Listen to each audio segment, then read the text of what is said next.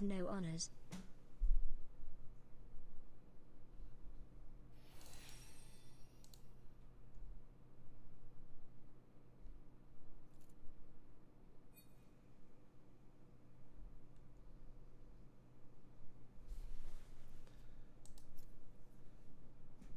Hey, what's up, David G?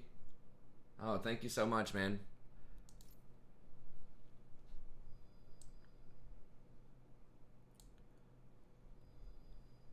Are we, let me see. Yeah, we are rolling. Okay.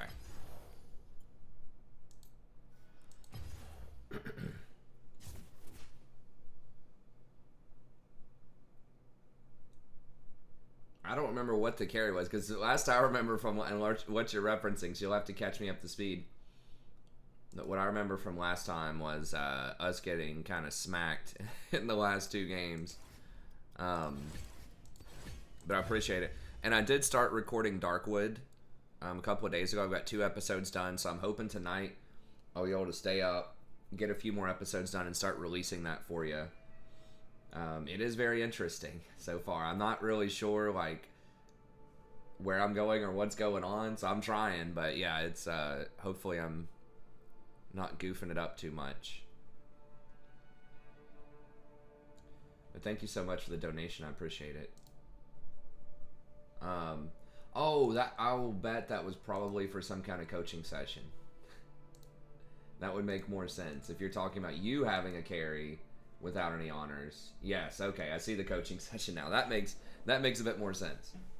I was like, okay, wait a minute. That's exactly the amount for a coaching session. Okay. And then I see it. Okay, so we'll do that.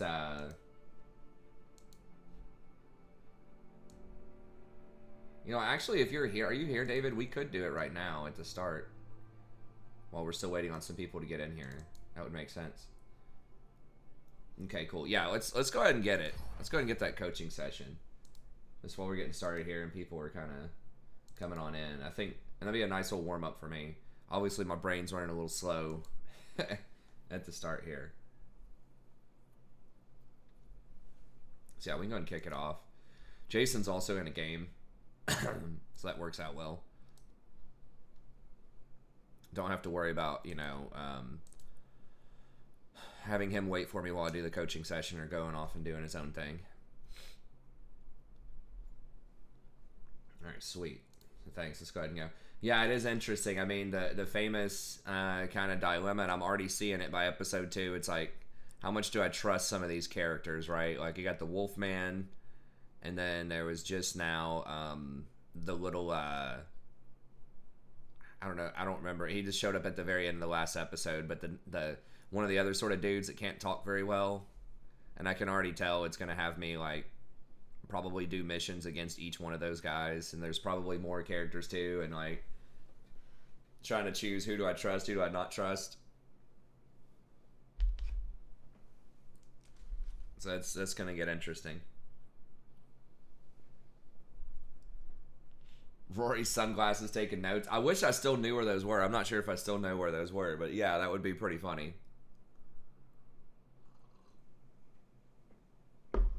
I'll see if I can dig up something fun from Rory's.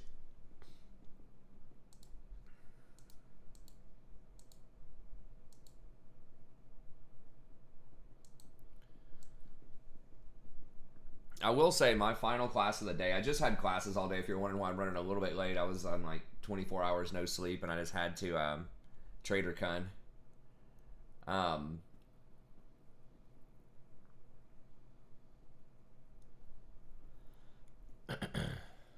but my final class of the day is really awesome, actually. Like they have been pretty cool the whole time, but at least a few guys in there that are just chatting it up, obviously having a great time, talking about all sorts of different stuff in there. I barely even have to ask them any questions. I just throw an idea out there, and immediately I could probably talk with them for hours about their thoughts on whatever the idea is that we're discussing. So I think that's pretty cool and refreshing. And they're all like, thanks. Had a great time today. At least a few of the guys in there, and I think a lot of the other people are having some fun too in there. So that is really cool. All my classes are pretty solid this semester. I don't have any that are particularly dicey, but that one is especially fun.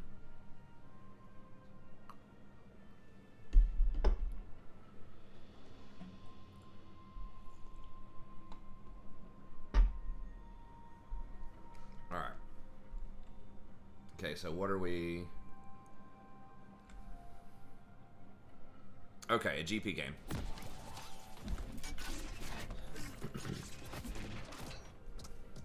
Hello, buddy. Welcome back. I'm the Strategy Professor, and today we're going to be looking at a Gangplank top. So, as always, special thanks to David G for sponsoring this campaign, or this coaching session, rather. Just waking up a little bit here.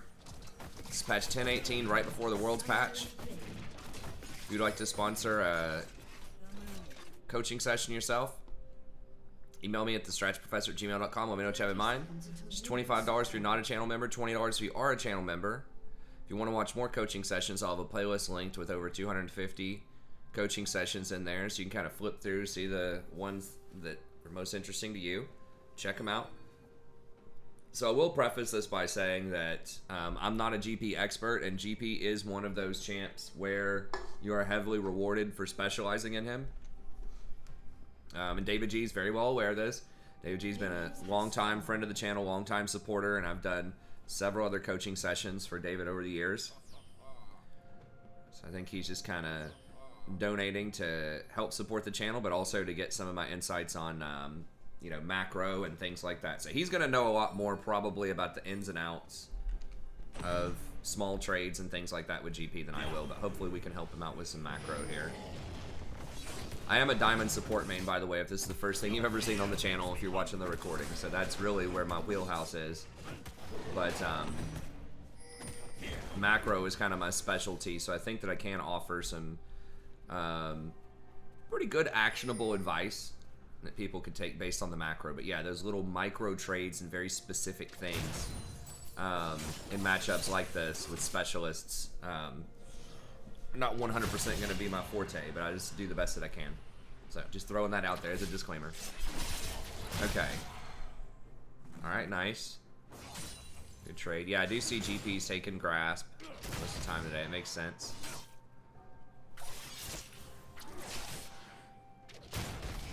Since they got rid of the gold option near the beginning of the season, I think.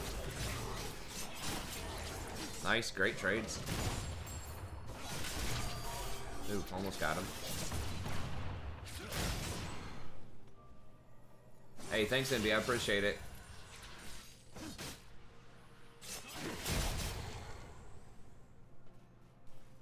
Hey, what's up, Blue Badger? Good to see you, buddy. I did actually just release a video a couple of days ago about the items. I can link it for you after this. I mean, I can tell you after this game also. Sort of my TLDR version of it.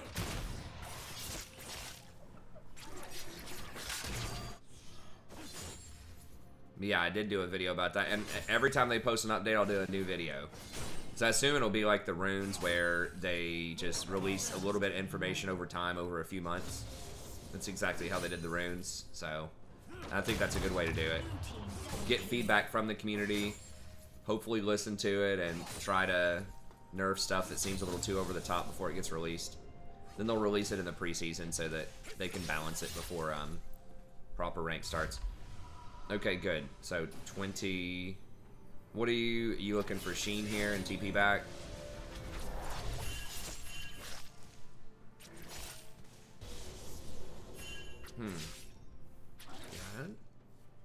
Yeah, you wouldn't quite have Sheen yet. I'm not sure about that back timing. I mean, I'll defer to you as expert. I guess this does give you a slight edge advantage, you know, in this matchup. Maybe you are scared of getting ganked by the Hecarim. I may have stayed. It's because I'm a little worried you didn't get enough for that back timing, but you didn't lose that much either. You did have it pushed in. And so if you are a little worried about the all-in, getting that early Doran's Blade, I could see it.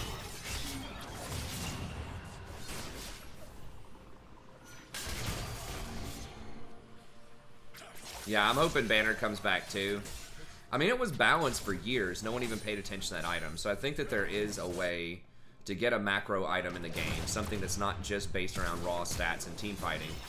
Nice. That was a great barrel. Great all-in. Nice. Hey, there's that extra damage from the Doran's Blade, huh? Paid off immediately. So, seems good. I agree. I like the usage of LS's term, the cheater recall, too. So yeah, just getting a preferential back timing, get some extra tempo on the map. I like it.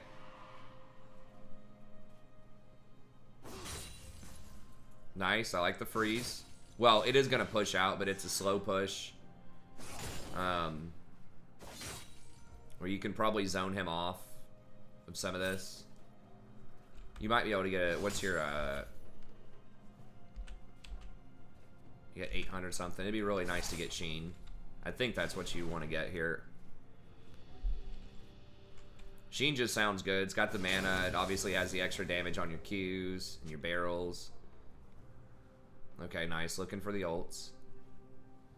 It's going to be hard to impact Morg with the ult. Bot lane, though, could be pretty good. It's two squishies that don't really have a great way out of the GP ult.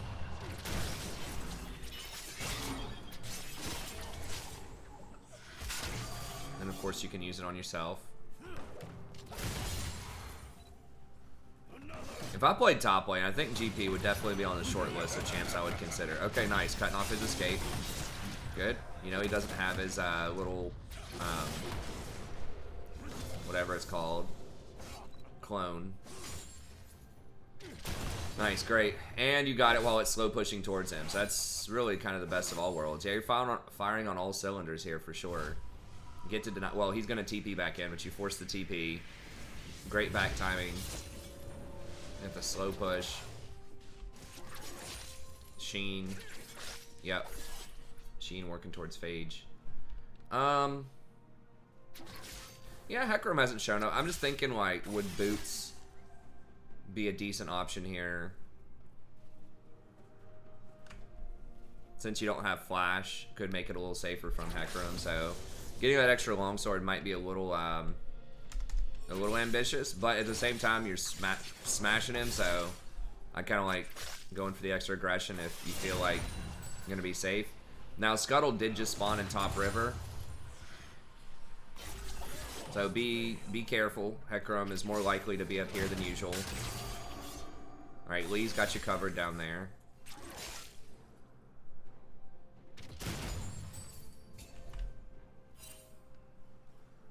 Okay, yeah, he's probably on golems the way that the farm is going, and Lee's over there tracking him down.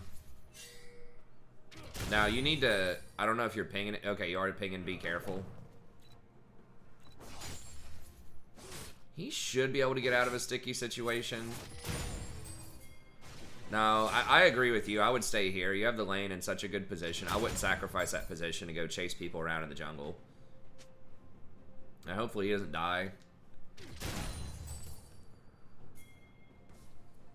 Yeah, I think you're right. I wouldn't go after it either. I'd stay.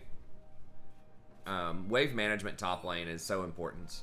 Well, okay. I get it. I don't know. I think you were right, but maybe you do get a good kill here. You do still have it pretty frozen, though. Yeah, the results are obviously good there. You did get a nice...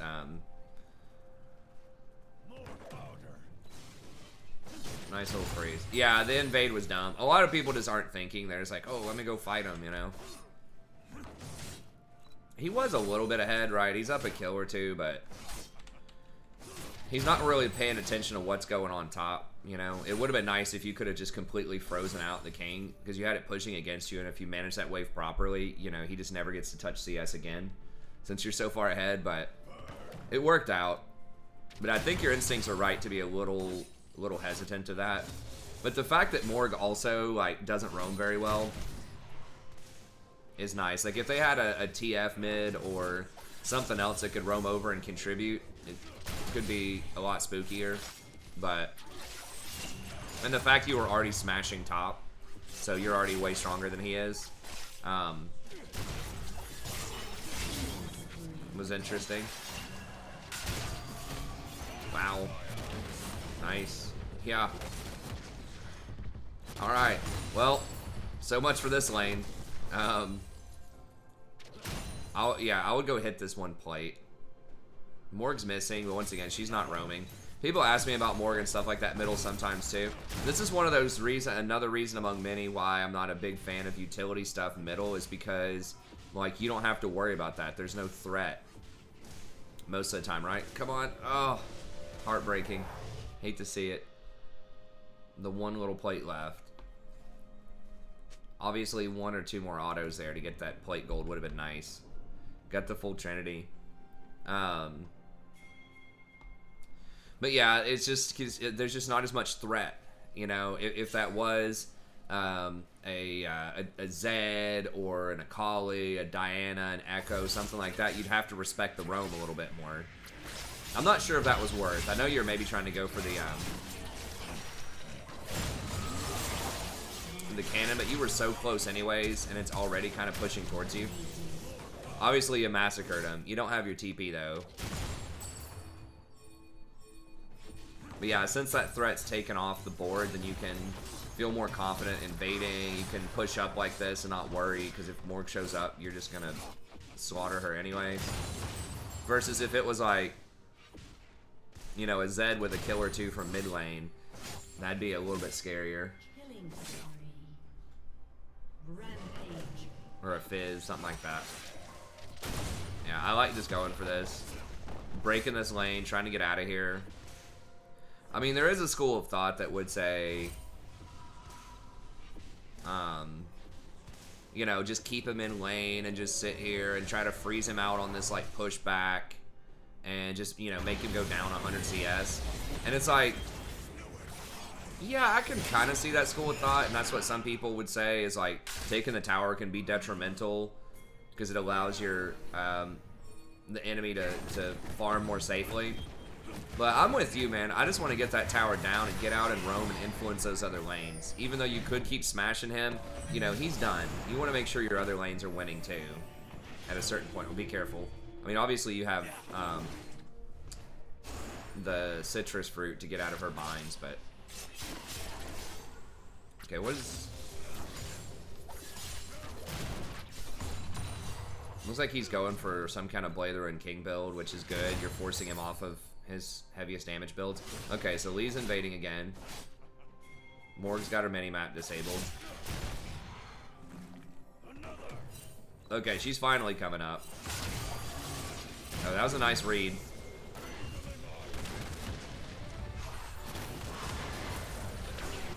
My main concern here is that Lee doesn't tilt out and like start spamming and freaking out because he's failed 2 invades. So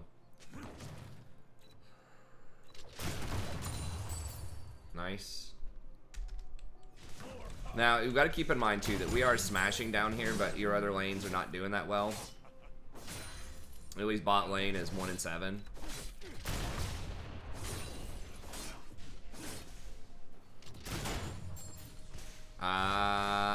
Yeah, I would take it.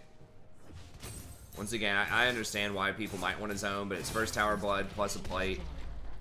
Get out of here, go roam it. Now, GP doesn't have the most brutal roams in the world, so there is something to be said for that too, that he can kind of roam with his ult and stay in the lane. Karthus-esque type of macro, but... Okay. BF sword, huh. So just straight, like, Infinity Edge here? Or is it Essence Reaver? I'm not sure what would be better. My instinct is to say Essence Reaver, but maybe I'm valuing the CDR too much.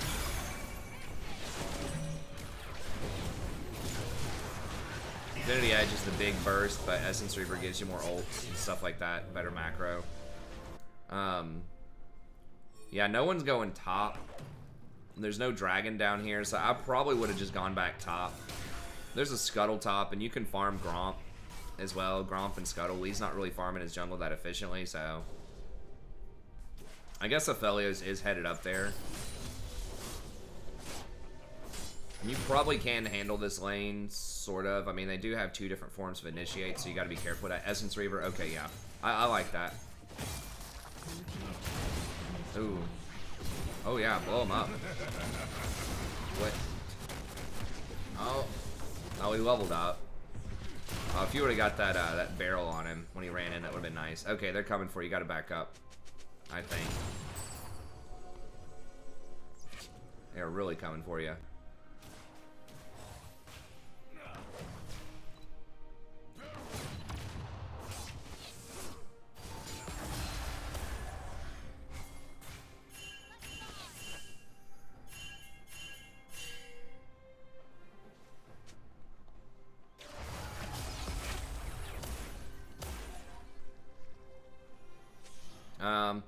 I just go rotate mid. Yeah, just go run up mid and just farm. Just look for farm everywhere you can be. Yeah, no, I think that was correct. I just didn't see them going up there. And Dragon is coming up in a second, so... If they weren't going to rotate, then I would think it would not be good, but they did go up there eventually, so I think you're right. Get them off that. Especially because you kind of soft counter Ashe and Varus too with your Citrus.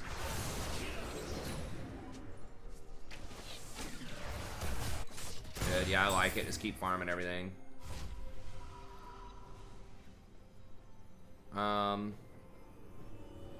You do have TP. And you got, yeah, upgrade.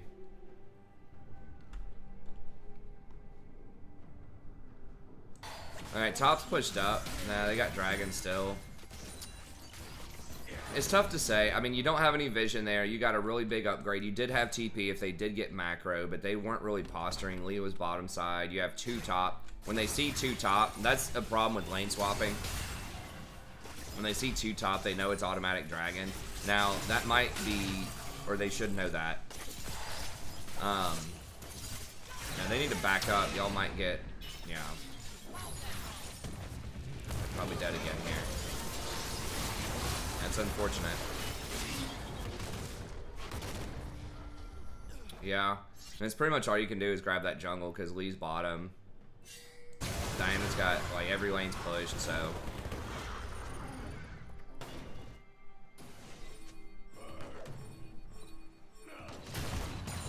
Okay.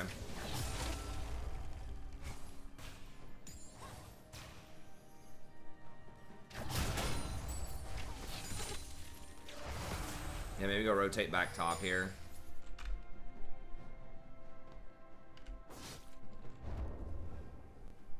A summoner has disconnected. Okay. Are you gonna hunt him down? I mean, that dude's probably really running. Anytime they see you, they should be running.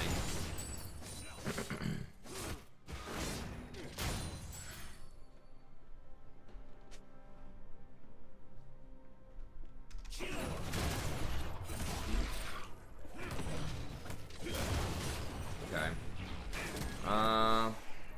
Ashe is pinned. You got an AFK though. Ashe is probably coming over here.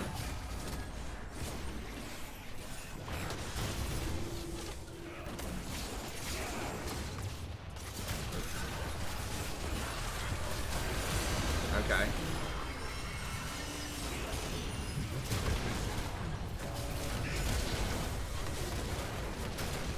Nice. Huh. Crushing him. Yeah, take this, drop rift. Perfect. Swap to... I would not, like, sell your boots and get something else at this point. I mean, you could maybe make the argument for getting Mercs later, but you already have the Citrus to get out of a lot of the CC. Yes, they do have multiple pieces, but I can definitely see the value in Ninja Tabby. Because, like, Hecarim's going to hit you, you know, like, it's really hard to avoid that damage. And they do have basically 4 AD, including 3 auto attackers. So I think you get a lot of value out of Mercury Treads. A 12% block from basics. So I would probably stick with or Tabby rather. I would probably stick with Tabby. Oh, later in the game, if you're like full build, maybe, but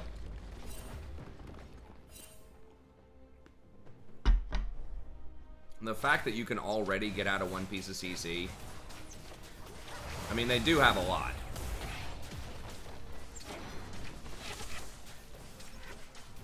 So yeah, maybe later on in the game if you're not afraid.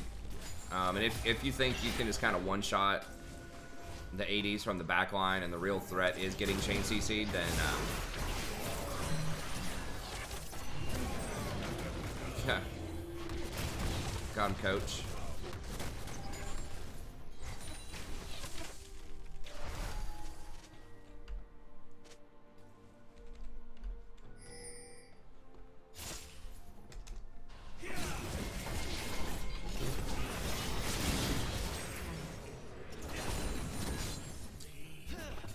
Oh, all right.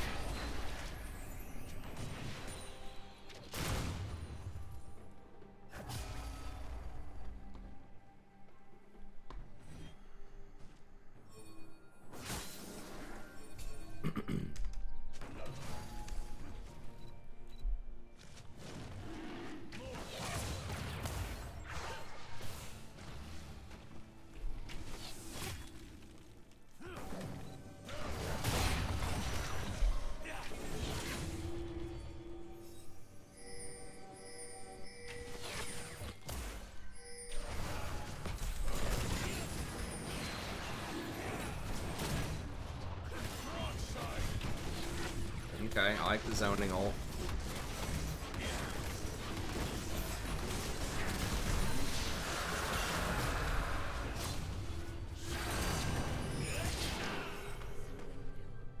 Okay.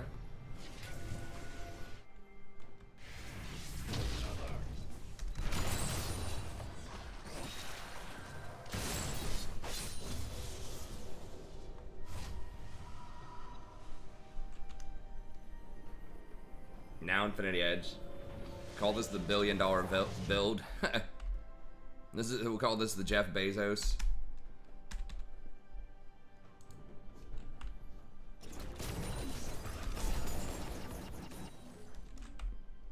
But, you know, when you're 11-0, you can break out the Apex Black here. More powder.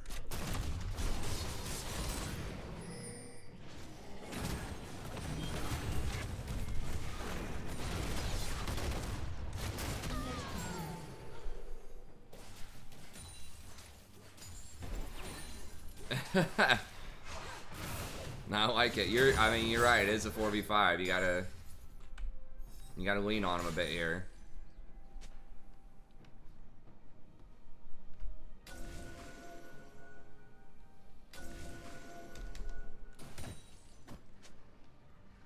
Yeah, I kind of like forcing the action here. Yeah, just getting vision. I mean, that is one thing. You do have a control ward, but yeah, just using that and forcing them to come fight you while you're really strong. It's like force some action around Baron, make him come up, face check some bushes, and blow him up, and just try to close this game out before they catch up to you.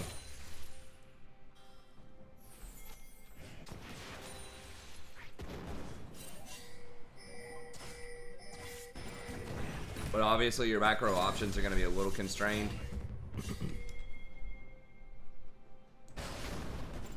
They're still trying it, huh? Oh.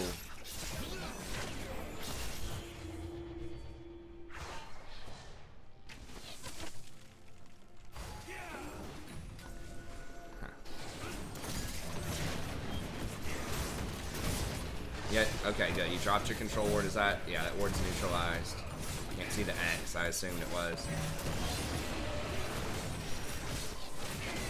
Ekram doesn't have his ult.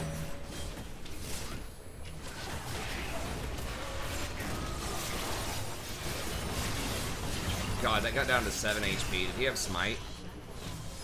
He just didn't ever smite it. Nice. Okay, well, I like taking the risk, even though that is kind of a 50-50 Baron. You know Hecarim doesn't have ult, and he doesn't have flash. So if Blast Cone's not up, he can't get over that wall. And it's a 4v5. You got to take some risks. So I like it. Red team's turret has been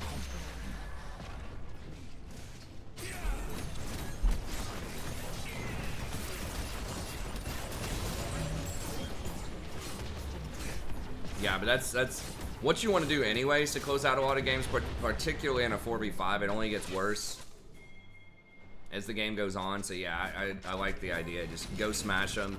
You're so far ahead, just force them to come deal with you. Just really force the action.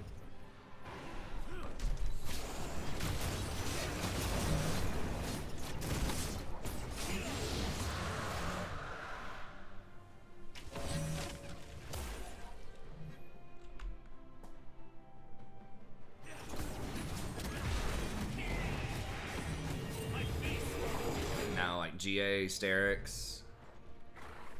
Charge beneath the barrage. Leandries. Okay, I'm gonna have to have you explain this one to me.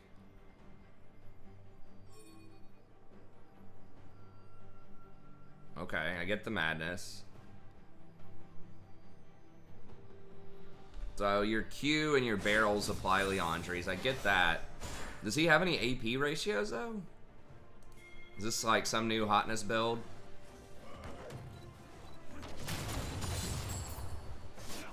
I would have thought a hybrid defensive item, either like a Phantom Dancer or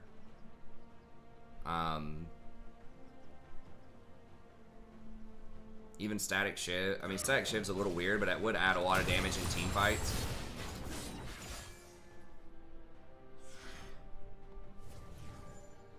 I mean, I understand the synergy with the passives and GP's thing. I just didn't know he had an AP ratio or not. Because, I mean, if you don't make good use of the 80 AP, that feels like it'd be a little rough.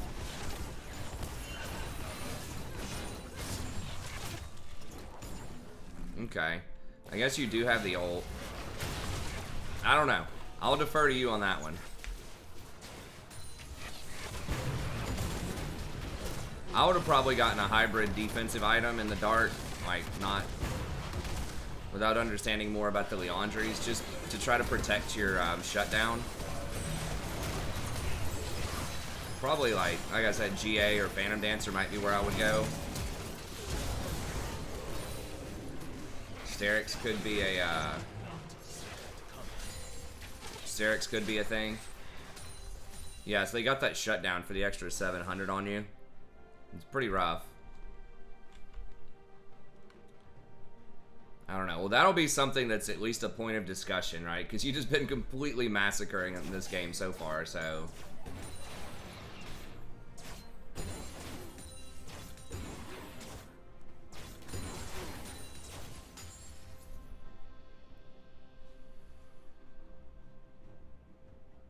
You can crit the barrels, right? When you shoot the barrels or not? I'm pretty sure you can crit them, and that crit gets applied to the barrel damage. That's why my instinct is Phantom. It's cheap, movement speed, you got the crit, you got the extra shield. You get a lot of value out of crit, you get an extra 25% value. Lethal, okay, so something like Ghostblade. Yeah. Barrels already do ignore quite a bit of armor. I'm just thinking some hybrid item. Phantom, Sterix, GA.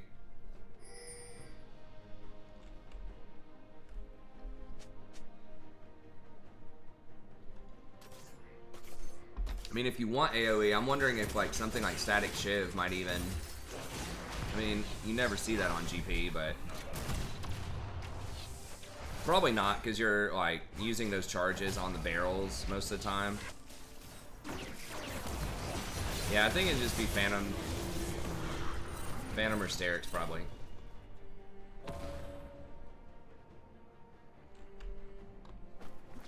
Edge of Night, yeah, Edge of Night could be interesting that people were saying in chat. That would help against a lot of the CC. I would like Edge over Okay, that was nice. Oh, he basically inted for it, though.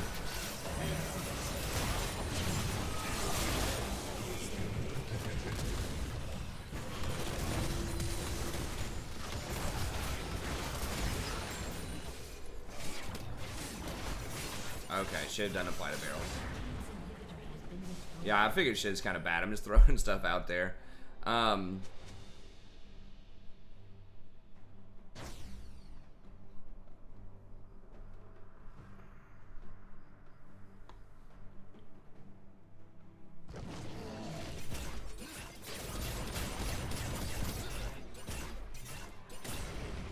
Nah, I'd go with I wouldn't go with a pure tank item.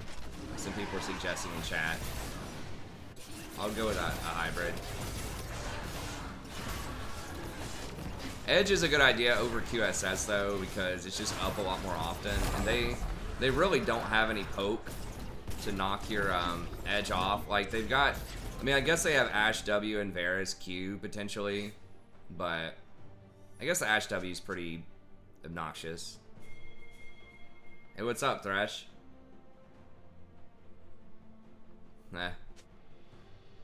Well, he just got caught out in that fight over there. I'm not sure if it's worth reviewing. I do want to look up these items at the end of the video, though. Okay, let's pressure. Let's look at Baron. Death's Dance next. Okay. I can see Death's Dance. It's hard to go wrong with Death's Dance on anyone that has an AD ratio these days.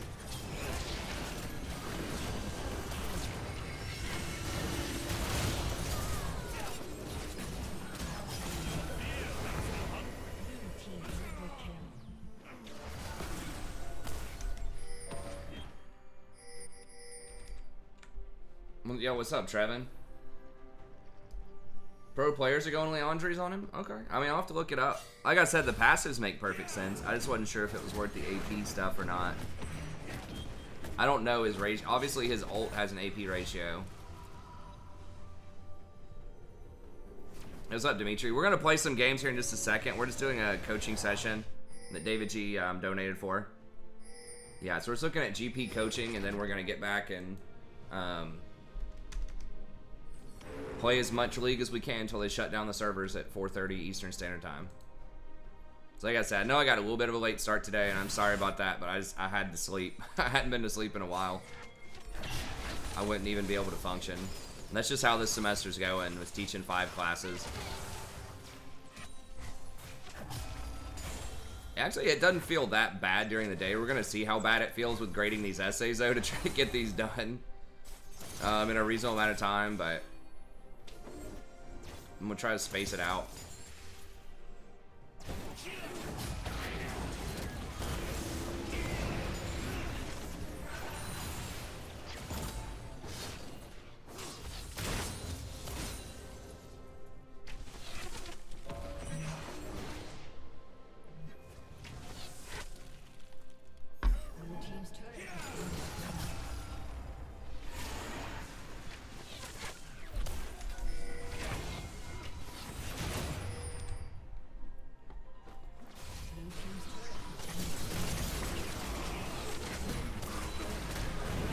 Okay.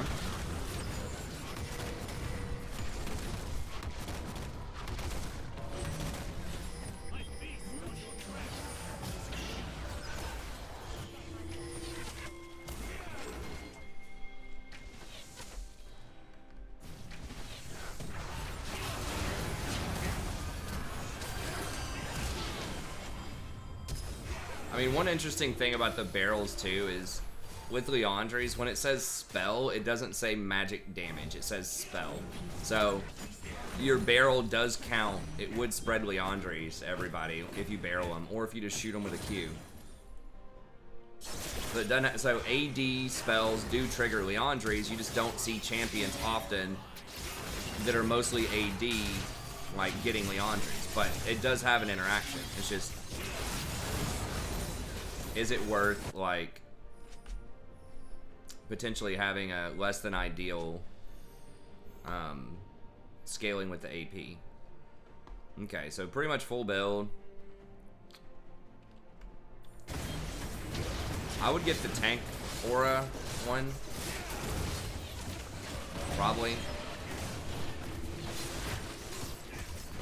Yeah, zone him off. Don't let Hecarim look at the pit if you can.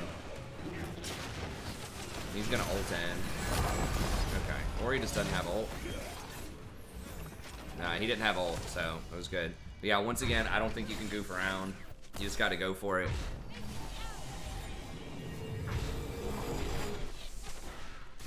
If this wasn't a 4v5, I would say, you know, try to get better positioning and don't risk a 50-50 on Baron. But you just don't have that luxury in a 4v5. You just gotta take what you can get, you know?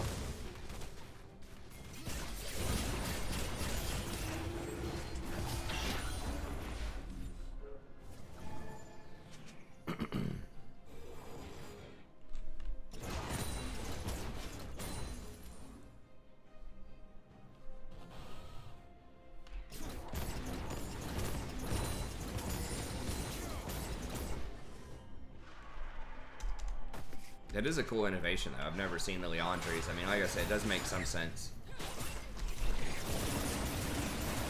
I mean, I assume there's smart people doing it, and you, like, you know, pick that up from watching a GP guide or just looking at, like, pro itemization or something. Okay. Yeah, they don't have Yone.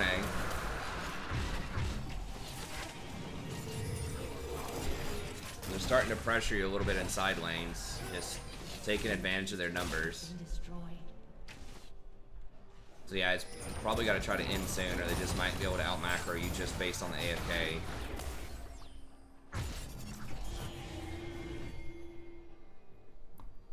This Hecarim's trying to push bottom. Oof. Yeah, that was a rough engage there, Felios. I don't think Ludens is as good as Leandres for what it looks like people are, like, the reason why they would get Leandres.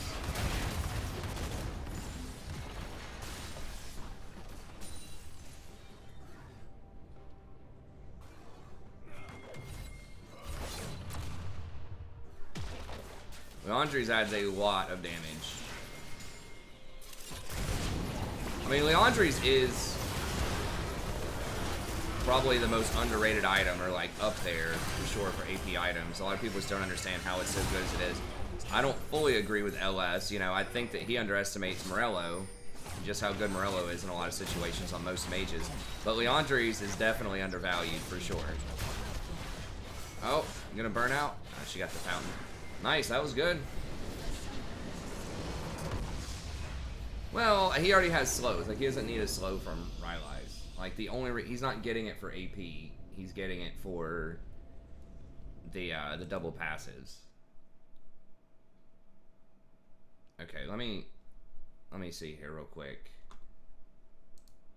So yeah, great game. I mean, there's virtually you know, it's almost a perfect game.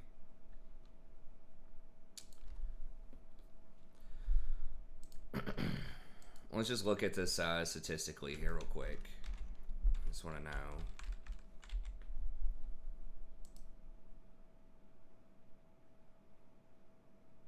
That's true. Yeah, it looks like Leandre's, at least 4th item, is becoming a bit more standard. When would you'd get it, like 3rd most of the time? No, 4th. Yeah. I mean, it's up there, at least statistically. GA and Death's Dance are a little bit higher, but at least in terms, you know, you gotta always take the raw statistics with a grain of salt because you don't have context for each, like, individual games. But okay, so your Q has no AP.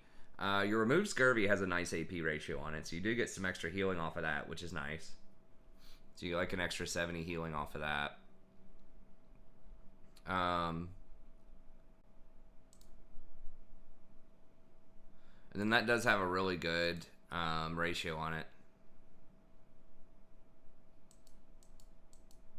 Okay, so I'm not sure. You probably had both of these near the end. I'm not sure which one you get at first. I assume it's probably Death's Daughters, right? Death's Daughter for the initial, like, true damage. And then Fire at Will. But yeah, that's actually a pretty good AP ratio. The base is 120, and then once you get those upgrades, it goes up to 210. So, yeah, that's actually pretty respectable. Especially since it's hitting multiple targets, and it does get the, it does apply the double damage off of the burn, obviously, because it does apply a slow, and it's basically a dot, so it reapplies it. So you're going to get, like, 2 or 3 extra seconds of the burn as well.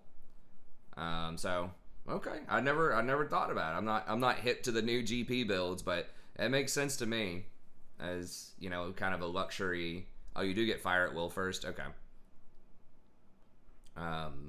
I guess that, you know, that does apply more of a slow and more damage over time. I was just thinking Death's Dance was the initial, like, you know, pop, but like I said, he's going to be a little bit more in the know about these kind of things than I am, like the specifics about skills and things like that.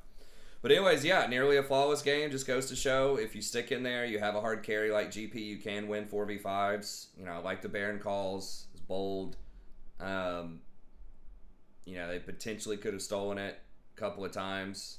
I really liked the first one, though, because you know he doesn't have flash, and you saw him waste his ult to run away, so you knew he couldn't ult into the pit. Second one was a little more dicey, but I think you have to take that just because, you know, in a 4v5, you just got to close the game out before they outscale you. But anyways, that's going to be it. So, yeah, I think everything looking pretty solid, especially after looking up that build. It looks legit to me. I mean, if pro players are getting it, it's usually going to be legit. Sometimes you got to be a little careful and think about, okay, well, what's the context? Why are they getting it? Would that work in solo queue as well? But I think in this case, it definitely does. So, anyways, that's going to be it for this video. Thank you very much.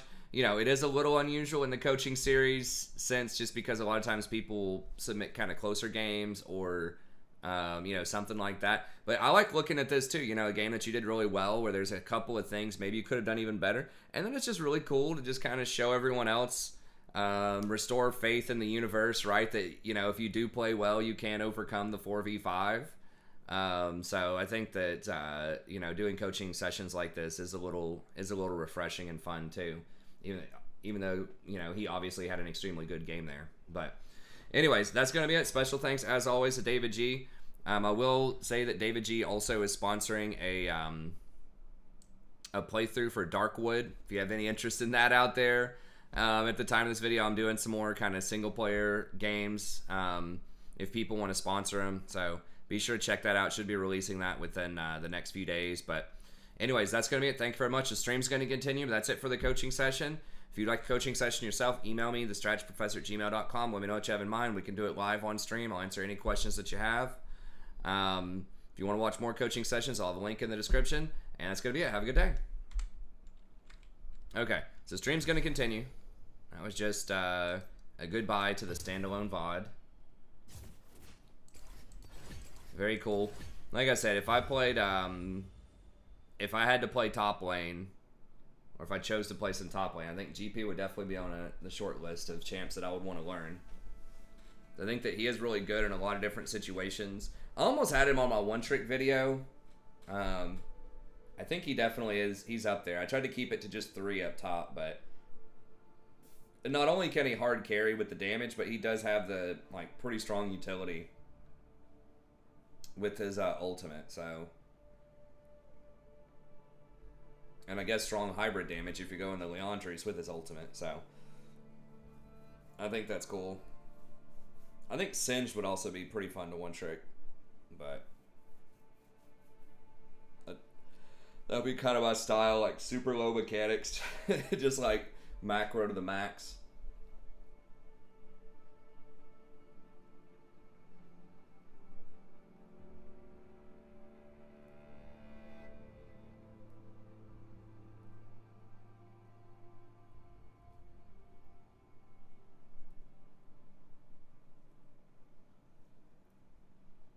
Okay, so we'll see What's going on? Hopefully I can have a better stream tonight, or better results near the end than last night. We had a pretty bad Bard game by my standards near the end. I was tilting a little bit off of the previous game also. I don't remember exactly what happened, but there was definitely some nonsense going on those last 2 or 3 games that we had. So that was a little on the frustrating side. I remember it was like, it was a Hecarim that missed smite twice on dragons, and there's just all sorts of stuff going on. So hopefully we can get it together.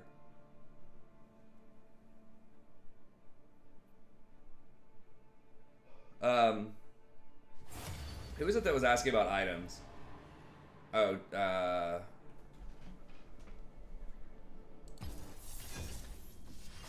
trying to remember now.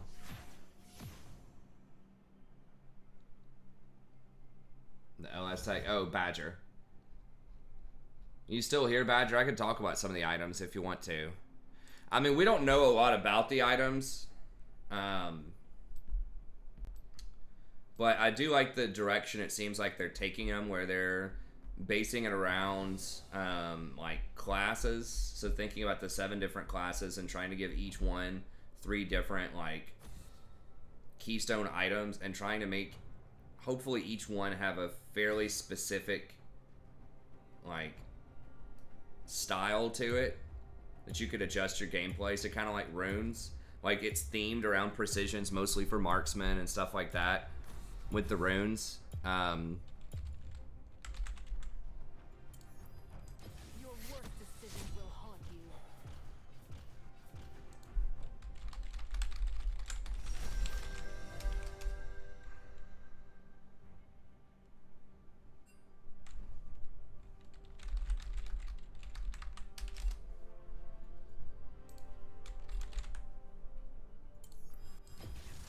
I'm on the case.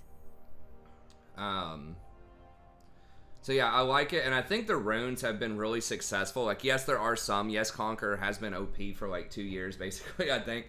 But I think overall, I like that idea. I didn't mind the old rune system, but there are more options. There's more to think about in this day and age, other than just, you know, do I want a couple of extra of this stat or a little bit extra of that stat? There is more diversity, I think, with the current runes, meaningful diversity. And so I think doing that system with items, where it's like, hey, this is an AD type of item. Here's some different like themes around AD that people might be interested in. And yeah, other classes can also dip into that. So they're not going to be class locked items. It's just some of their themes and what they're trying to accomplish are really associated with certain classes. Just like the precision tree, you know, some people will take stuff out of precision.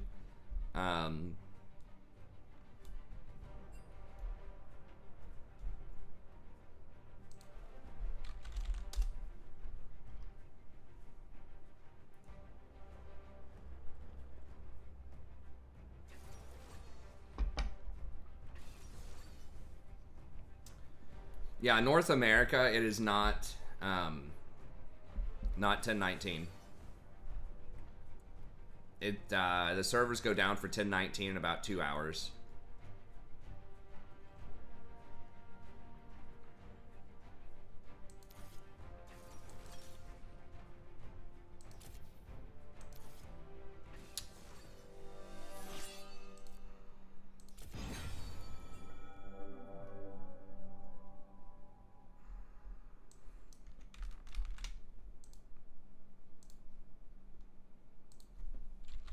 I didn't really scout this out, but we have like a good comp.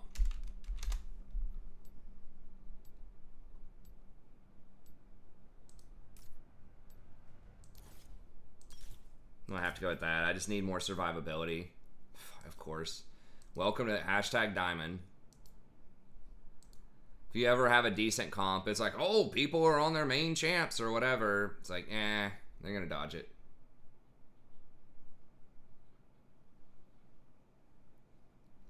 Yeah, you don't. None of your room pages are ever deleted,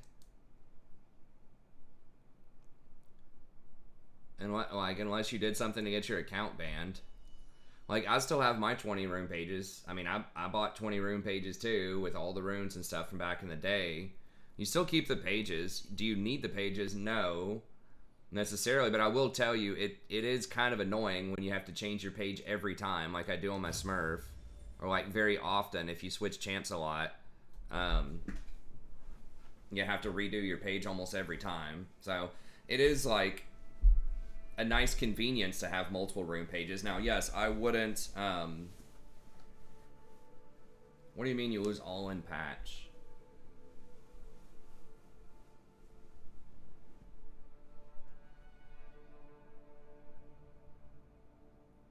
They're deleting all the rune pages in a patch? In the preseason? Why would they do that? Where are you reading this? It doesn't make any sense. Unless they're just giving everybody 20 rune pages.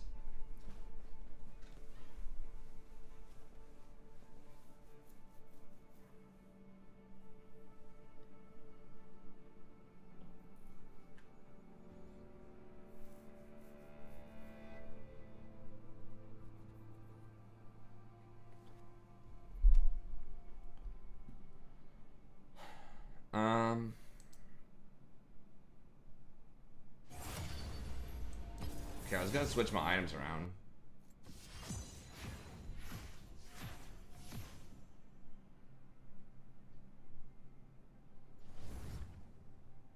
What do you mean?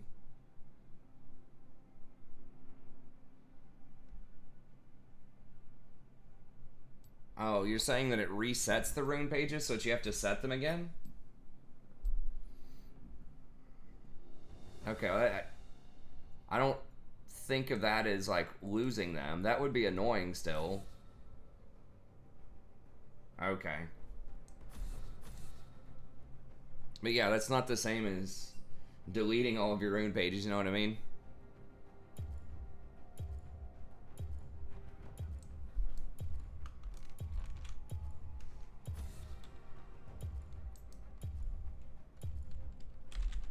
At least that's not what I think of when I think of the word lose. But, okay, yeah, minor annoyance.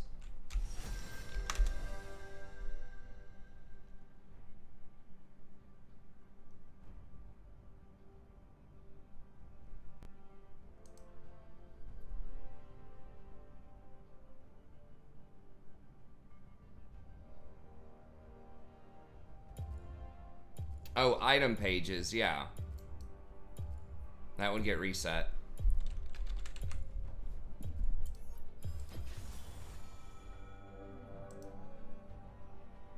Okay, we got a Smurf, probably. And a one-trick Fizz, and a Fiora that's pretty good. I mean, this is looking good if they don't dodge. If Jaso comes back.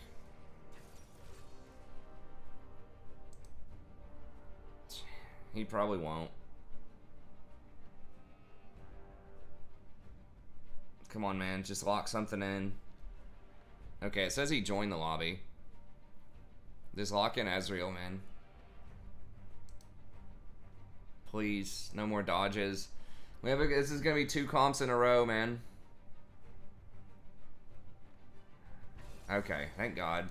Well, Jinx is not amazing in the dark. If they pick like Leona, Draven or something, that's bad. But we can get carried by the other 3 people, I think. Nah, bruh, go Fiora. Don't do Ornn.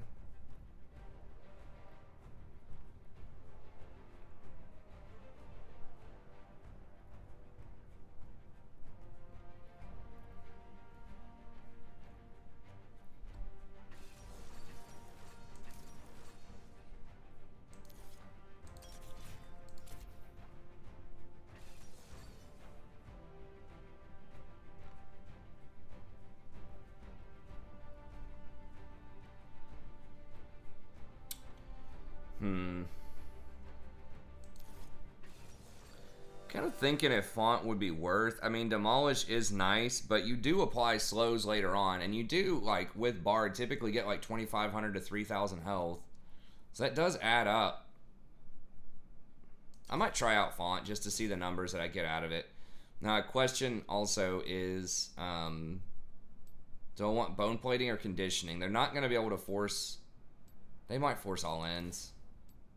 Then we'll go conditioning for later on. It's because I do want some extra resistances against a collie. What movement speed rune would I go into Blitz? Oh, we got the... Are we slideshowed? Okay, yeah, hold on, I'll fix that.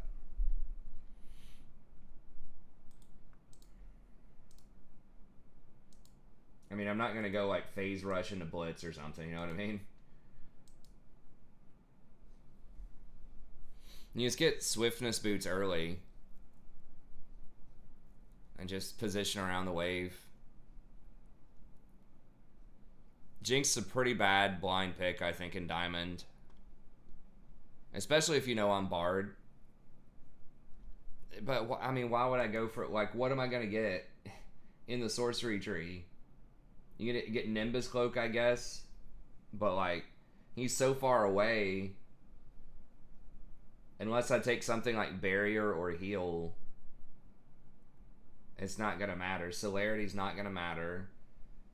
Water Walking's probably not going to matter. So, it's like... I mean, Celerity, like, is going to give me... I mean... Celerity does add some value after you already have Boots of Swiftness and after I got some stacks on, you know, my Relentless Hunter and stuff like that. Celerity does add some value, right? But I'm already moving pretty quick. I'm going to be at the soft cap pretty early on, and you're giving up a lot. First of all, I wouldn't have this. So, like, think about, like, Relentless Hunter, right? I could have Relentless Hunter, which is going to give me however much, like, 9 on the house for free.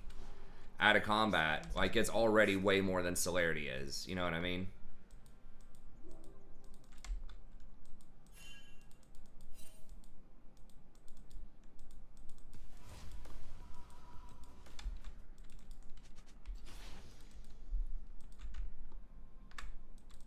So, like, I see what you're saying. That's a good idea, but Relentless is just gonna do a lot more.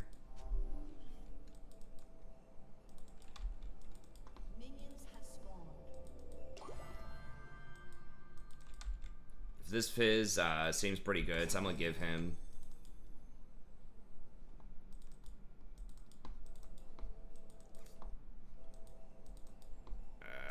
I might be late to the lane here to get this, but...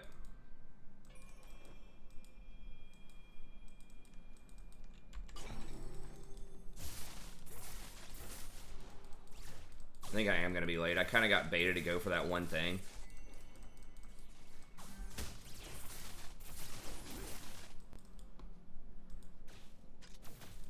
Yeah, we're gonna miss like one. Now I did get some experience, so that's one. Well, actually, we're not because they started pushing, so we actually did not lose any minions off of that, which is pretty amazing. But yeah, well, that Fizz is good, and that's a pretty volatile matchup mid lane. So I'm just trying to hook him up with all those shrines, so he can take aggressive trades early.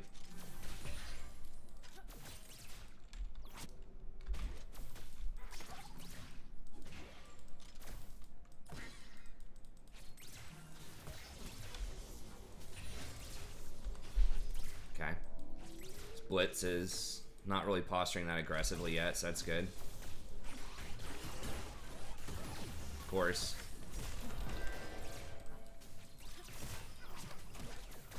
Wow, Barrier Blitz. Or Guardian Blitz, okay. Okay, he's used one of those.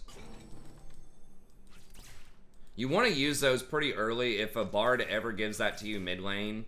You want to try to use those pretty early if you can so that the Bard can place more, because you can only have 3 on the map at once.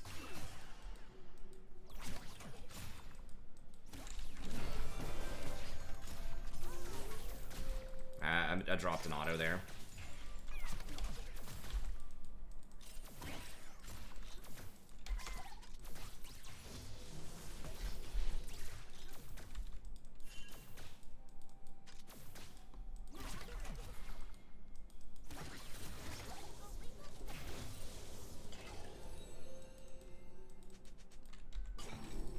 Oh, she has Conquer. Okay. Yeah, it's a little awkward. She should have had Fleet for this matchup. Better sustain, maybe the ability to juke better off of that movement speed burst.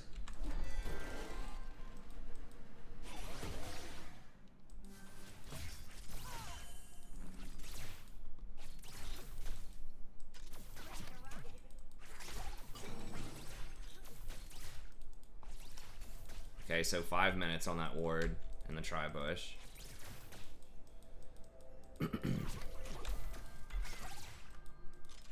Salik could be anywhere. At this point, we know he's not top side, so we gotta be a little careful. He might be on the bot side. Just because Evelyn's all over his jungle right now, and we don't see him. So I'm gonna go ahead and just ward this.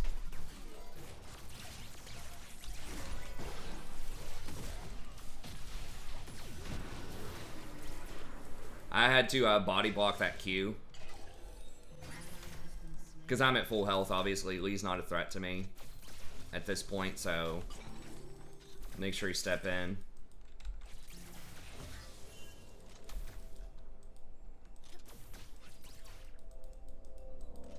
I don't know if I can eat a hook, though.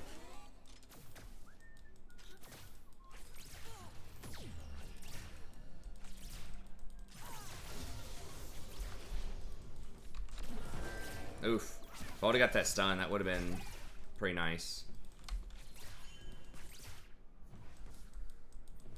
Really don't want to use my stacks on non-cannons, non-melees, just to make sure. That is something that I've definitely not been doing as well as I could, is managing those stacks with Bard, just because I like roam so much. A lot of times, obviously not yet this game, but...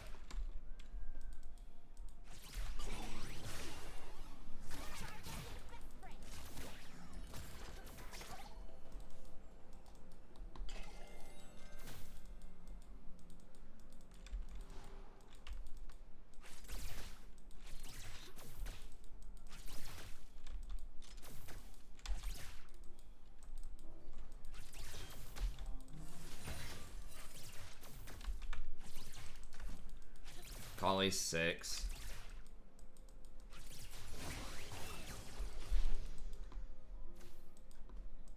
Does she have a BF sword? Probably. So this is... Now, it's the lane's in a bad position here, but we should get a BF timing, I think. No!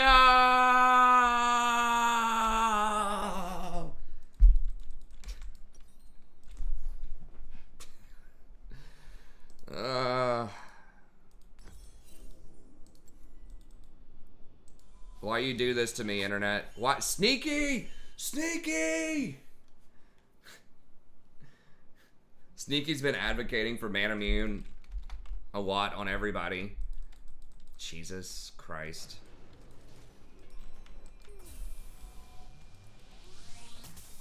Man Immune's so... It just seems so terrible on Jinx. I mean, I guess she scales. She does get Hurricane. She does have rockets.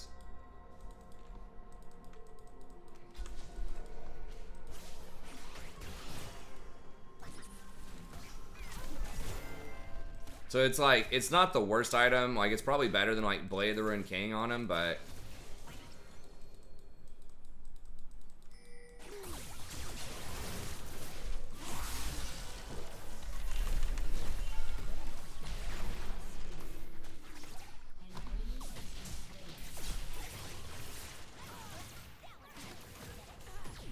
Wouldn't that be really neat if she had a pickaxe right there?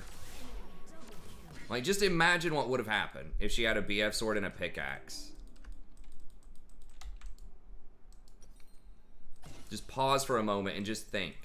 If she had some extra AD and that Blitzcrank died one auto attack faster so that I didn't have to put myself at risk to try to finish him off, or so she actually was able to finish off the Lee and get a double kill there instead, what would have happened?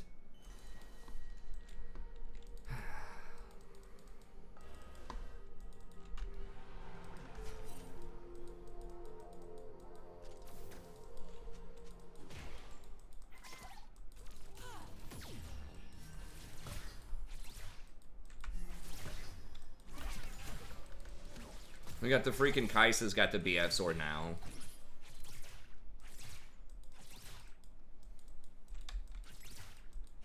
So the roles have switched. Now the Kaisa, who usually gets man immune, decided to get smart and get a BF sword instead. We have the Jinx, usually gets the BF sword, getting the man immune. So brutal.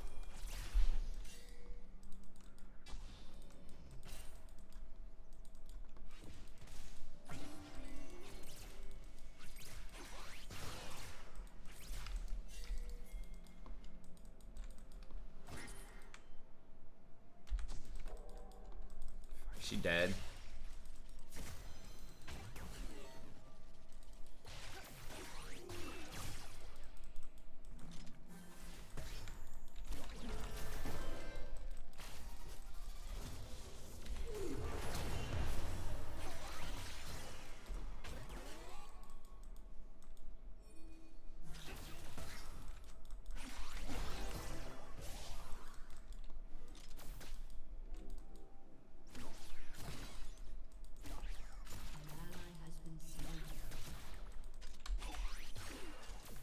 Damn, she was winning top early on. How's Fizz doing? Not good. Damn. I mean, we were kind of we weren't expecting great things out of the Jinx. She somehow managed to outdo herself. But we really need those other carries to come online. It's okay if Jinx is sort of whatever, but we really need either Fizz, Fiora, or Eve to start coming online here. We're not that far down, and we do scale pretty well. But we need someone to start coming up with something soon.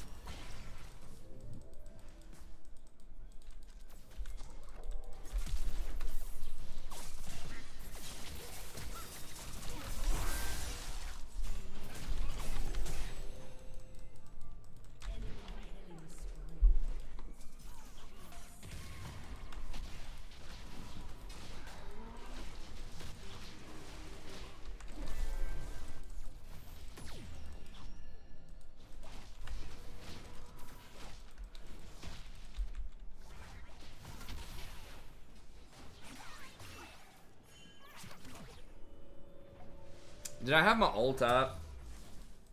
I don't think I had my ult up when she died. If I did, it's possible that, you know, I could have ulted her and saved her from burning out, but I don't think I had ult, right? I believe I would have done it if it was up. I'd have to go back and watch the replay and see.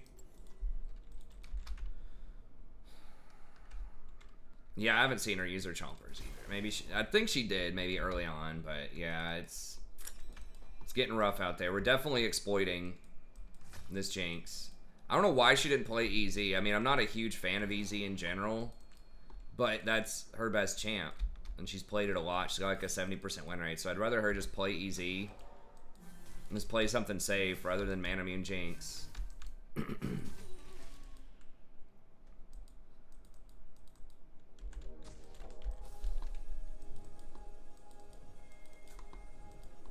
So that build really is, like, I think it's having a huge determining factor, especially that early skirt. Like, she's dead either way, no matter what she built when she gets hooked right there, unless she rushed Edge of Night or something. But the fight before, where it was really close, where Blitz was almost dead and Lee was almost dead, that was a big deal. Okay, we got shut down. They're gonna get a couple of plates. And Cole, too. I mean, that is definitely the Sneaky special. Sneaky loves Cole also. I mean, it does scale, like I said, with Rockets, with Hurricane. Later in the game, it will do a lot of damage in team fights. It's just, you're going to get pounded early doing something like that. Especially in Diamond. Like, they're going to see that, right? They're going to tab and look and say, okay, shouldn't do any damage. For the first 15 minutes, let's camp the hell out of her. People already love camping bottom, and that's just one more reason. So, I mean, all we can really do is just hang in there. Like, the game's still definitely winnable, obviously. Just hang in there.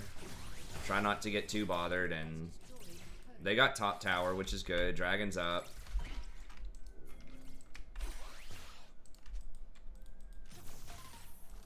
It is hard to fight right now. Does she have... Okay, she's kind of going something a little funky there.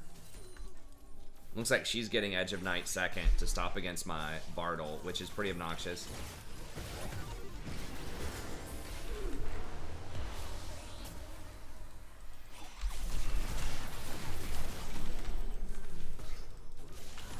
Whoa, fuck, she's not going for it?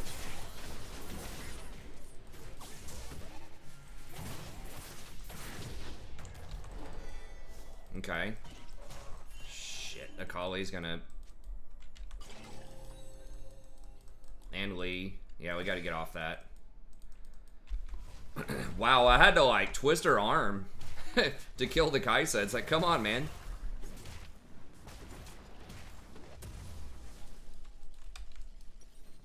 I can't body block those hooks, though, as Bard. Like, I'm not tanky enough. Jinx just has to be able to dodge that.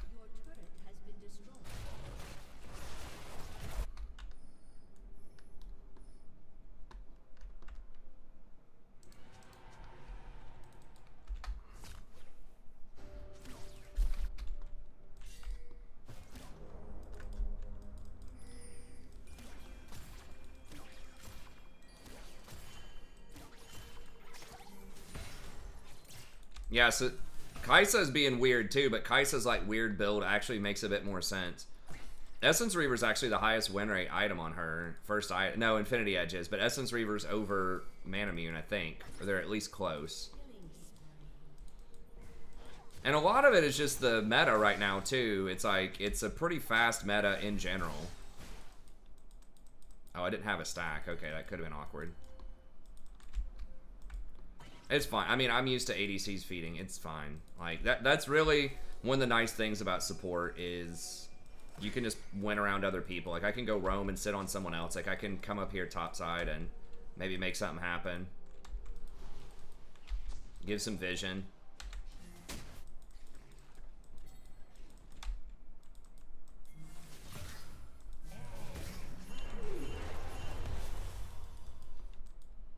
Okay. I guess we're worried about Blitz coming up here too. Okay, well we got bottom tower then. We pulled Blitz up here.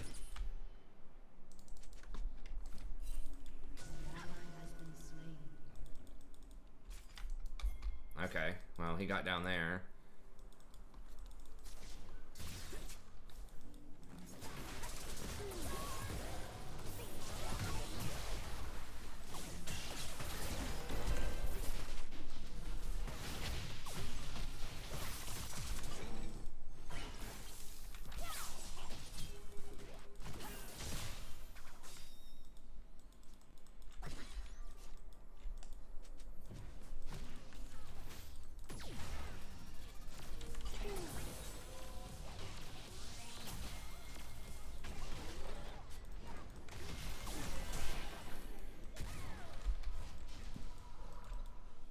Damn, if I had my ult right there, that would have been massive. But I used it to try to get that pick on Volibear, so that was a pretty big mistake.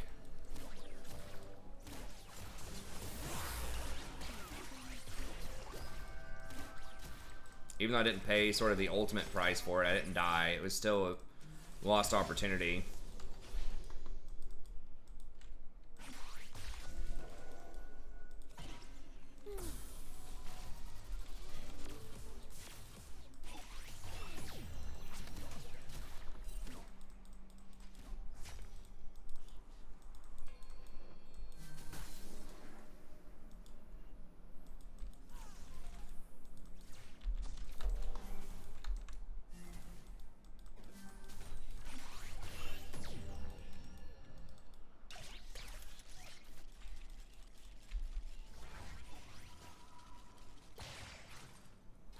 Yeah, Alistar is pretty good against Blitz. True.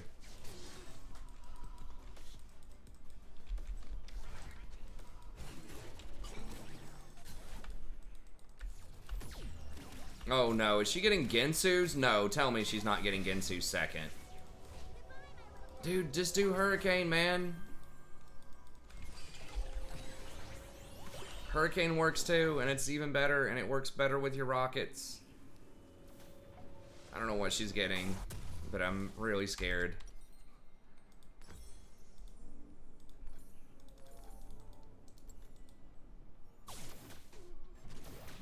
We kind of gave a mid tower there.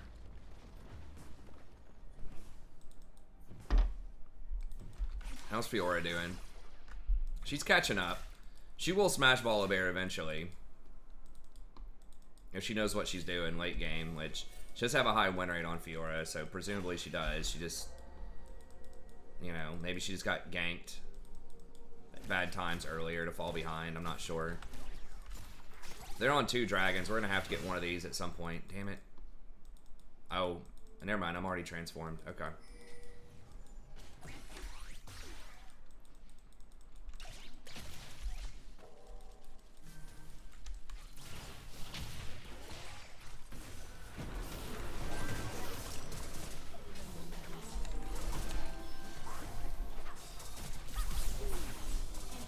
Holy fuck.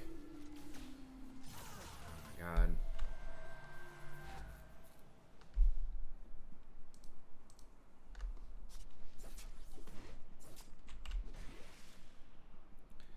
I can't get any vision. It's so obnoxious when you're behind on vision and Blitzcrank's like roaming around. Okay, it looks like it is Infinity Edge second at least. I still think Hurricane would have been better.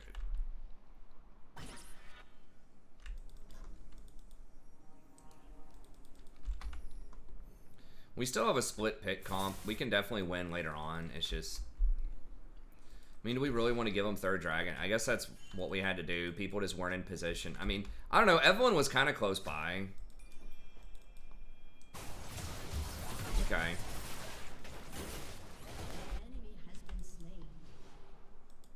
Collie's 5-0. That was bad. not a good thing. And the Collie got that.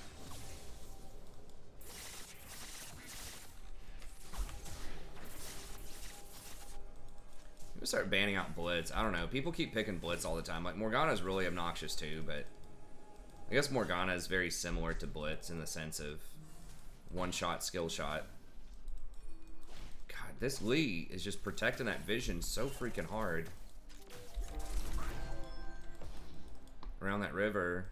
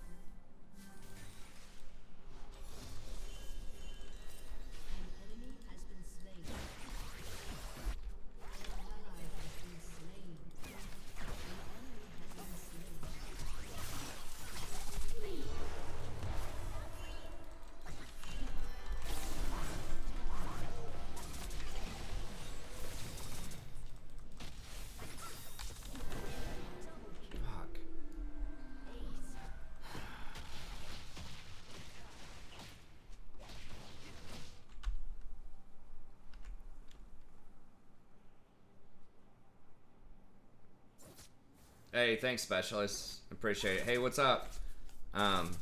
Japanese. I think those are Japanese characters.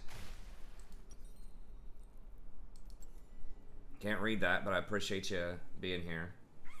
Wish I could. Damn, this one is rough. It is kind of hard if you're going for the dead man's build. The higher elo brackets if you fall behind. It's just like anything else where I'm always talking about expensive builds. It's definitely an issue.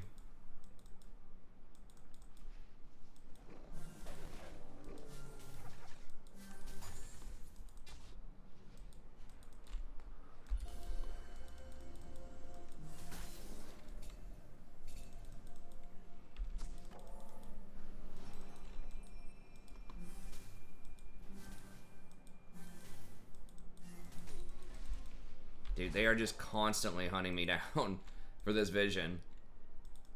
Ugh. Their macro is like 50 times better than ours right now.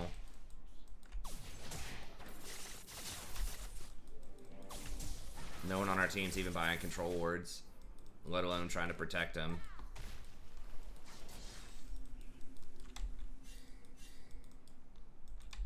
Okay, Akali's bottom.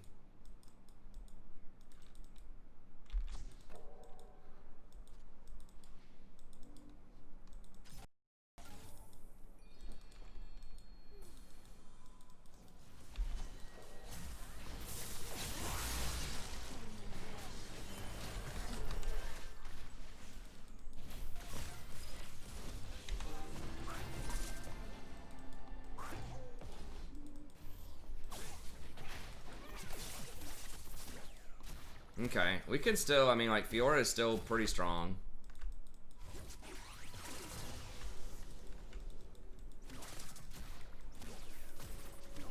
Once we get Hurricane, you know, Jinx can start popping off in team fights.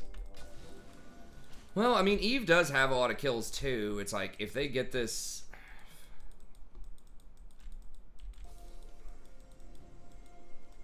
Yeah, we just have to trade Soul for... I think that's right. I just don't think we can fight him right now. It's Cloud Soul.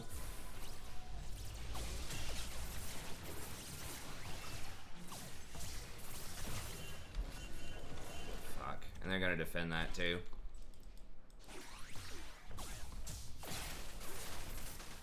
Let's have too much vision control.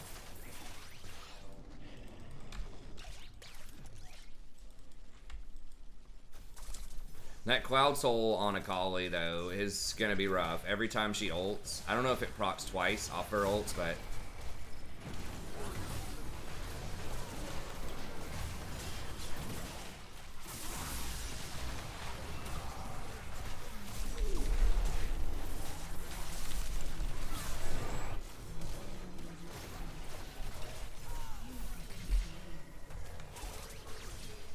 I didn't want to mess up the Fizz fish, so it was kind of hard to ult. Like, I was going to ult right when Fizz ulted. Yeah, I have a, yeah, that's cool if Butter can link it.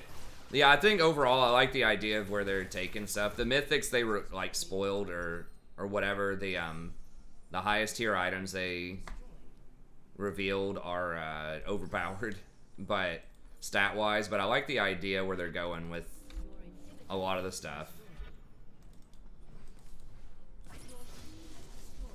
I hope they do bring back a Banner of Command. Okay, we got an inhibitor though off the split push. A more balanced version of, you know, Banner of Command. And just other macro items, things that aren't just, hey, this has better stats than something else. Things that like do unique, have unique properties. And it's like a lot easier to solve. It's a lot easier to just math out and say, hey, this is statistically just better.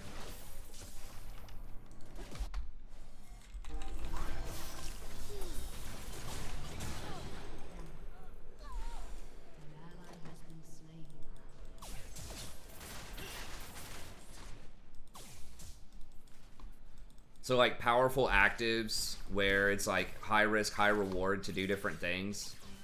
So like Redemption's a great example of this. Like terrible stats, really bad item if you don't use the active correctly. Or, you know, the old Banner of Command. If they made it to where the stats were bad on it and you had to choose.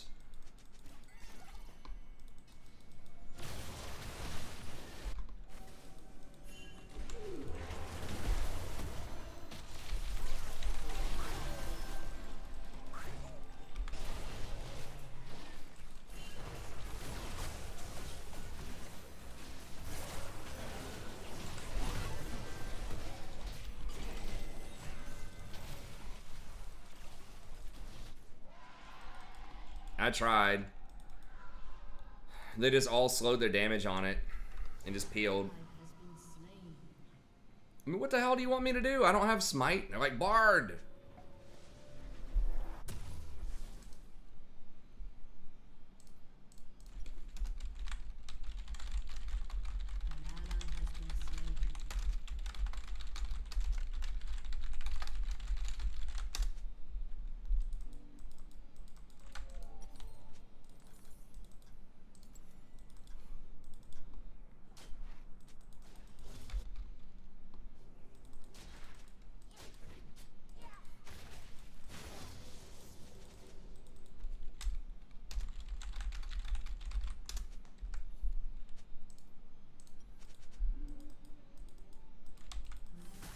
don't know.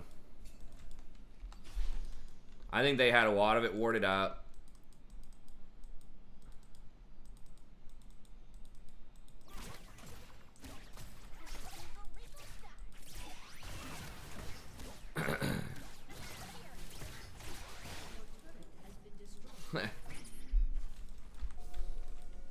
Like, it wasn't even remotely close to execute range when she went in.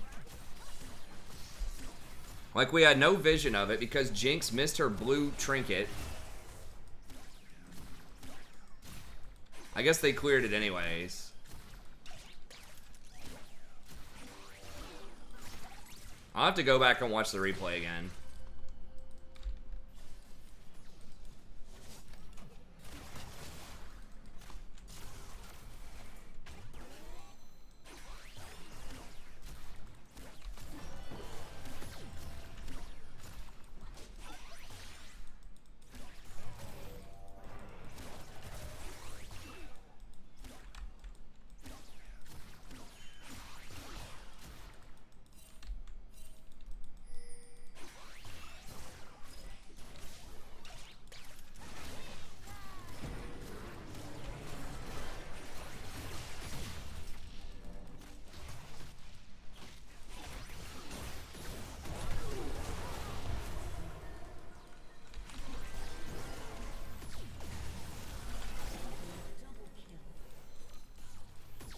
Yeah, the Jinx blind pick's pretty atrocious in this meta right now at this level of play.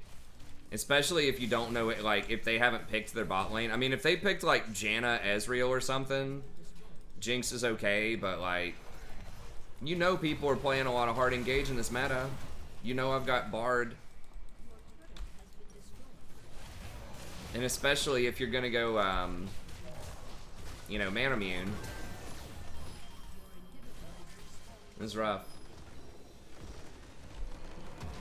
I mean, let's watch it again. Let's see.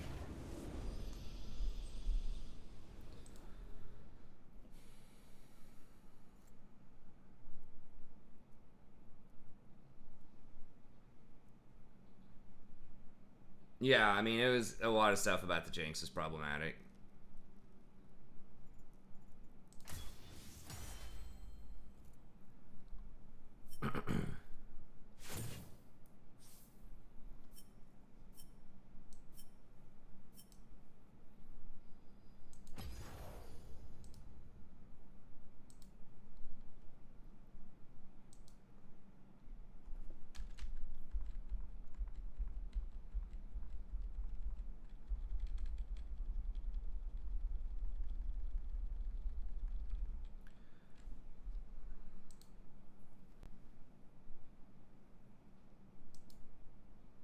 I mean, he's on right now. Yeah, these are diamond games. Oh, crap. Not 1.5. Okay, let me back up a little bit. Yeah, the games I play with him are gold games. I know sometimes they can be tough to tell.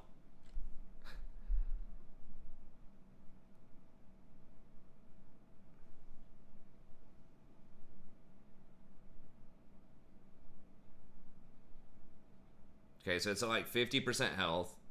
Blitz is coming out. We have no vision, so I have to somehow get in the pit. Because we literally have no vision. They all spread out. I'm trying to ult just so I can, like, try to get some vision in there. Distract them. Maybe she gets an opportunity. You know? I think there's no chance. I mean, she has no control wards. As far as I know.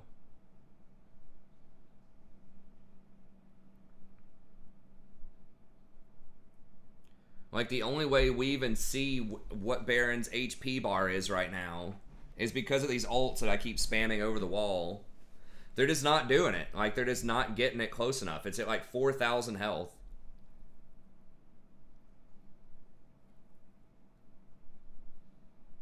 Like, I mean, they managed it really well. There was no way in hell she was ever going to have a chance. And we would have had zero, like, if I don't ult that, she's just going to, I mean, what's her plan? To flash in the dark She's like, I'm gonna flash in with absolutely zero vision of this and just hope for like a miracle steal, right? When Blitzcrank and these other people are obviously running around trying to find her. Like, there was never a chance. I mean, maybe in her mind, she's thinking, well, if Bard just didn't show up at all and just let me sneak behind this Baron pit, then I could flash in blind and, like, 1 in a million chance, like, smite ult against the Lee Sin. I mean, Lee Sin has an execute, too. It's not as good as Evelyn's execute, but, like, with no vision of the situation, it seems kind of ridiculous. Okay, sorry, let me change the camera real quick. I don't know why it does that sometimes.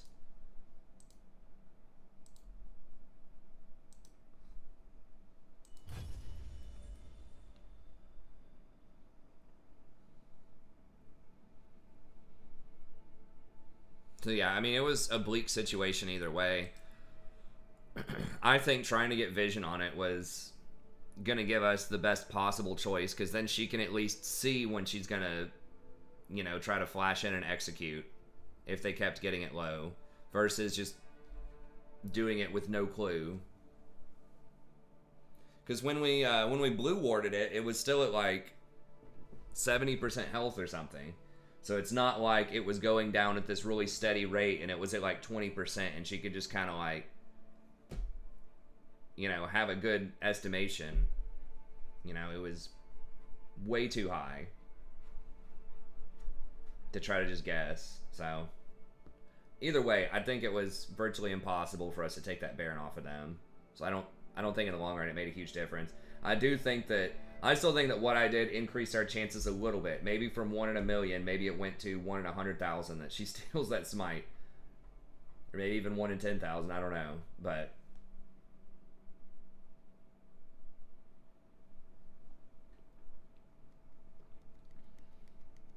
if she had a ward, maybe. If she tries to ward over that wall at the last second, but it still would have been rough.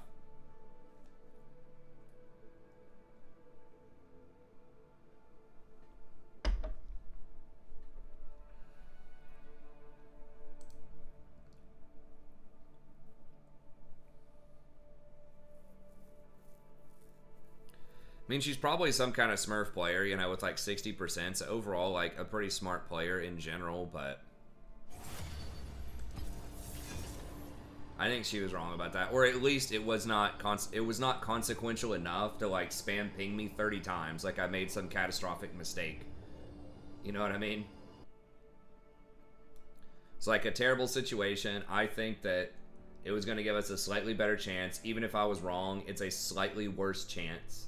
Right? Like the absolute worst case scenario is if I'm dead wrong there, if she thinks she has a much better chance of just blindly flashing in to steal it with no vision, it didn't really change anything. Or if one of them, like, I don't know, if Jinx like followed up, if I like landed that ult and then I Q'd and stunned him or something, I don't know. It was going to be almost impossible to win at that point. Yeah, it's like Jinx's weapons and her pick were really bad, but like a huge issue that game was also vision. Like nobody was warding, and nobody was even helping me protect the wards that I put down. And so they were just, you know, they were constantly hunting me down. Like every time I was clearing out a ward, somebody was there to disrupt me or to replace the ward immediately and sweep out my wards. And against stuff like Akali and Blitzcrank, it was just really difficult to pull that off.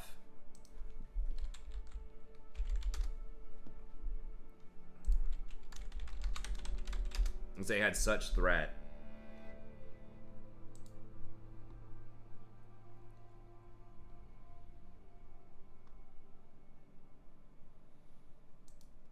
They did actually, some of them did actually buy control wards, so they had more wards than we did, but I don't know where these wards were because I don't remember seeing them. Maybe I just wasn't focused up enough, but like the Eve did buy 4 control wards. She got blue instead of sweeper, which I guess maybe she could have blued the Baron pit.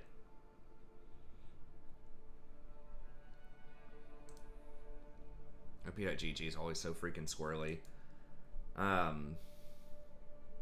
So she did buy some control wards. Maybe I said no as them. Either way, they were definitely defending vision a lot better than we were. At least that's what it seemed like to me from the support's perspective. It felt like they had vision everywhere and we just never had any. I mean, part of it was they had 3 warding trinkets as well. So not only were they dropping control wards, but they had their trinkets. Like their top laner used 5 control wards and 15 normal wards. So that's 7, 8, 12. We actually did place more wards than them. So I don't know what the hell was going on, but we had more control wards placed, but they just defended a lot better with it, I think.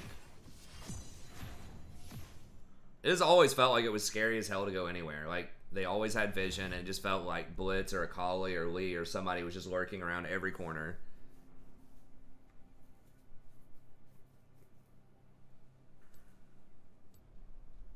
So, I don't know. To me, it felt like vision was a problem. Obviously, the Jinx pick was a problem.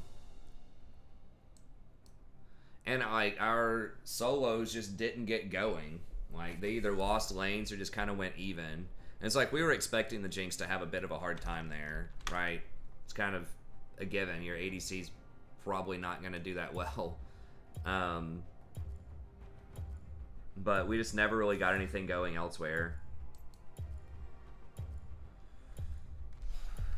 I'm going to honestly just ban... I'm just sick of going against this champ. Like, I think there are answers to him. They're probably... Okay, they banned Morgana. But he just puts out so much threat. Yeah, I didn't look at wards destroyed. Usually Lee Sin keeps his ward trinket around.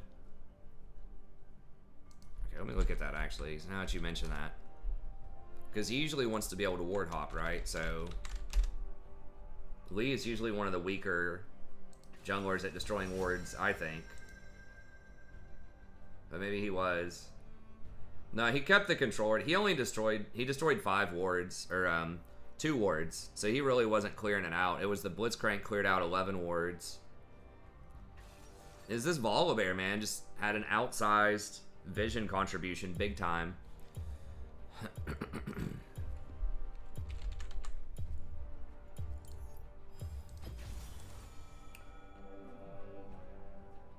So what I killed 8 wards.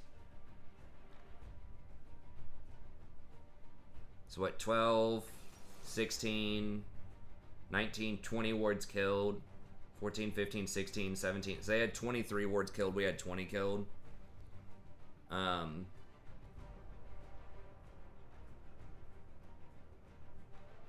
guess technically the vision game wasn't that much more. Our Jinx did place more wards. Wasn't that much more in their favor. It felt like it. Maybe I was just off about that, but.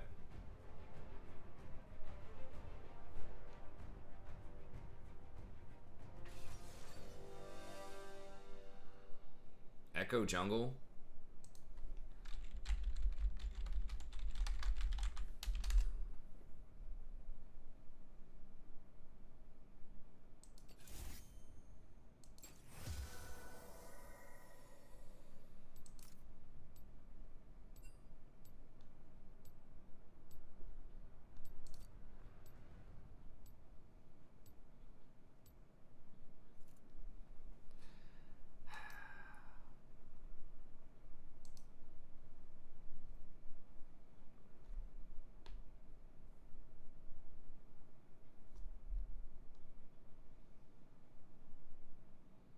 Jason's probably duoed with his other buddy also. He has been dueling with another guy recently.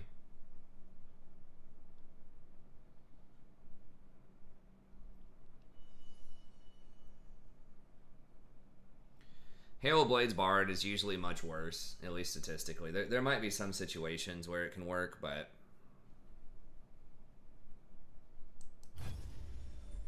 It's pretty rare to see that these days. People used to do that back in the day. I think if you want to do a Hail of Blades type of thing, Electrocute's probably a little bit better. Just depends. Since the Athene's build got nerfed, because they nerfed the healing on your W, which indirectly like affects the efficiency of Athene's a few patches ago. I feel like kind of the AP builds have fallen out of favor a bit, and people are going usually more utility, so like a Shurelia's or Redemption, things that don't have AP, which means it doesn't scale as well with Hail or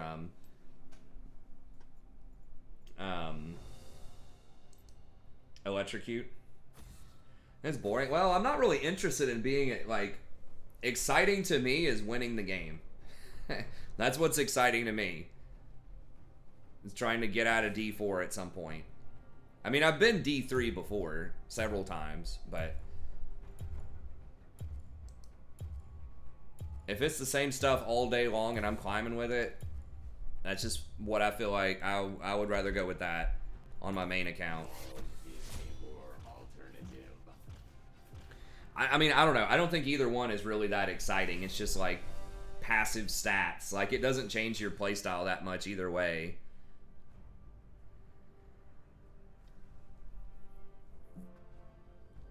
Is that this dude's one trick or something? You know, if it's something like Predator versus something else, you know, that actually changes like your playstyle and what happens, I could totally get it, but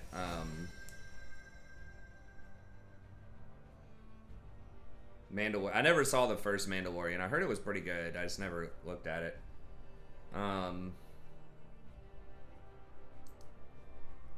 Caitlyn. So I can't do Rakan into that. Probably just do Bard.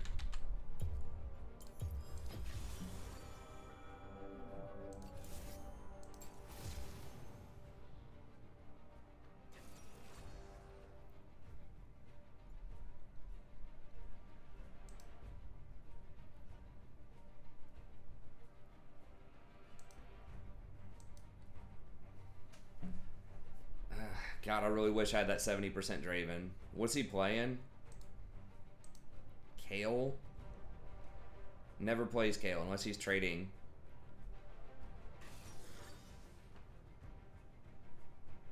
$75% Nunu is pretty good, though.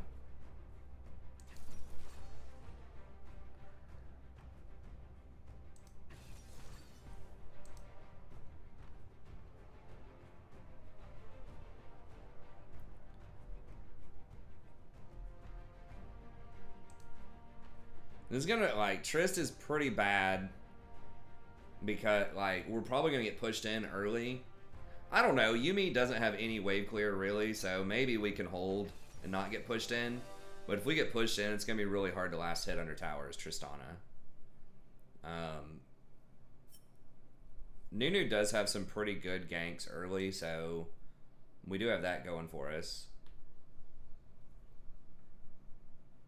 Yeah, I mean, Guardian scales really well with a lot of stuff that Bard wants as well, right? So the more health that you have off of something like Deadman's or Redemption or Locket, the more your Guardian's gonna do. Fuck, I hate Diamond. God. It's like, seriously, it's freaking like 30 minutes to get a decent game. And if you just finally get so frustrated with people dodging that you just have to accept a game where you're unfavored or you're just never going to play.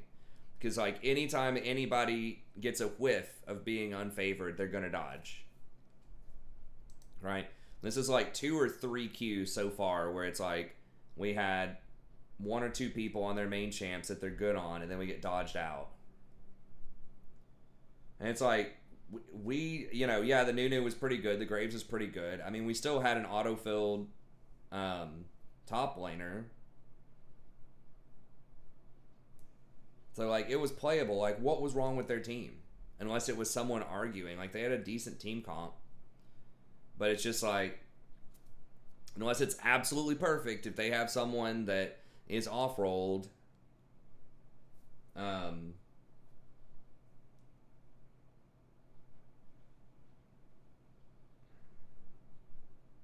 yeah, but if we do get the kill, like, it's pretty much you kill Yuumi as well. I don't know.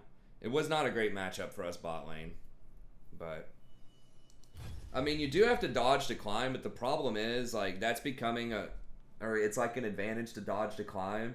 But the problem is, like, people are starting to know that. It's becoming so widespread where more and more people are actually giving somewhat good advice that I've been saying for years about dodging and climbing, that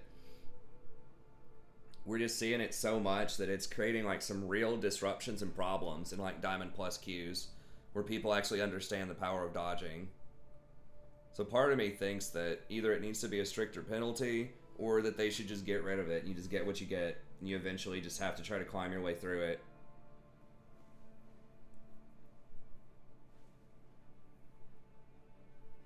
If they lower the penalties for like people going AFK and trolling and stuff like that, and they really crack down on trolls, I think that maybe they could just get rid of dodging. I mean, it does kind of become like poker to an extent where, you know, the best play you can make in poker is fold. Statistically, the vast majority of the time. But, and that's fine if you're like hanging out at a poker tournament and you can pick your spots and bide your time and you're cool with sitting around chilling for 10 hours at a large poker tournament, folding most of the time. But like, for League of Legends, people don't want to sit there and watch dodges, you know, for 30 minutes for people to get a queue. Or people don't want to sit there and wait, you know, for 30 minutes to get a queue that's decent. So you can just kind of get frustrated into playing a game that's not good.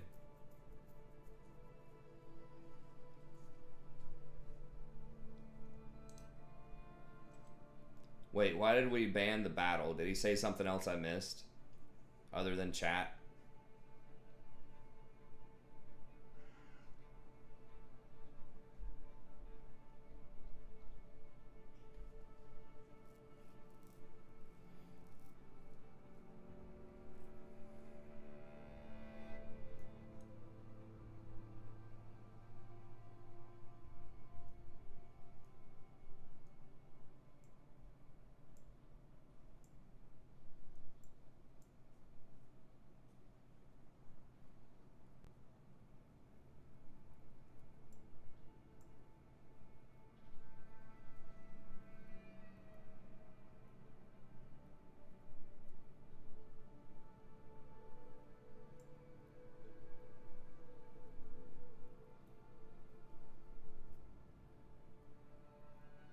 Oh, okay.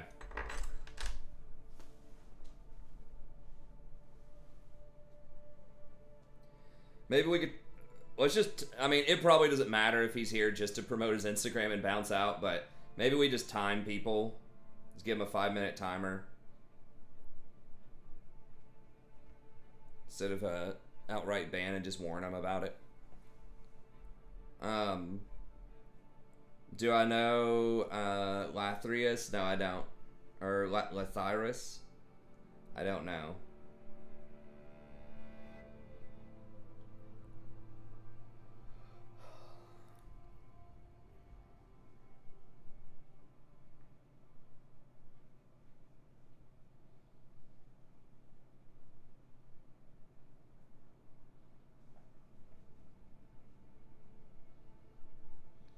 Played one game.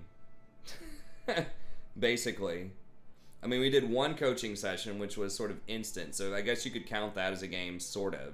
There was no lobby or anything like that, but other than that, we've been able to play one game in like the last about 2 hours. Oh, a Bard one-trick streamer. Okay, I'll have to check him out. I just started playing Bard a bit more in the last 2 weeks or so. I had been mostly like, Rakan was sort of my go-to for a long time.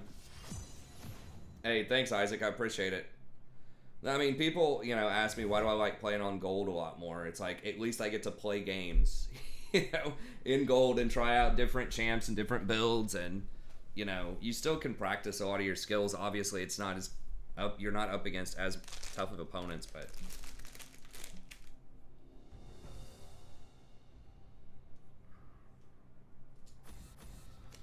Hey, what's up, Matt? That can be kind of tough. I mean, that was kind of me for a long time now. We're gonna get this freaking Vel'Koz bottom and I'm gonna have to dodge. That's the most frustrating thing, is when people dodge you. Hey, thanks, Wave. I appreciate it. When people dodge you like 3 or 4 times in a row, our teams weren't even that stacked. Like, we had an autofill last time. We had a couple of people that were playing stuff they didn't know how to play. But our teams weren't even that stacked, and they still dodged. And now we're going to end up with something like a Vel'Koz bottom.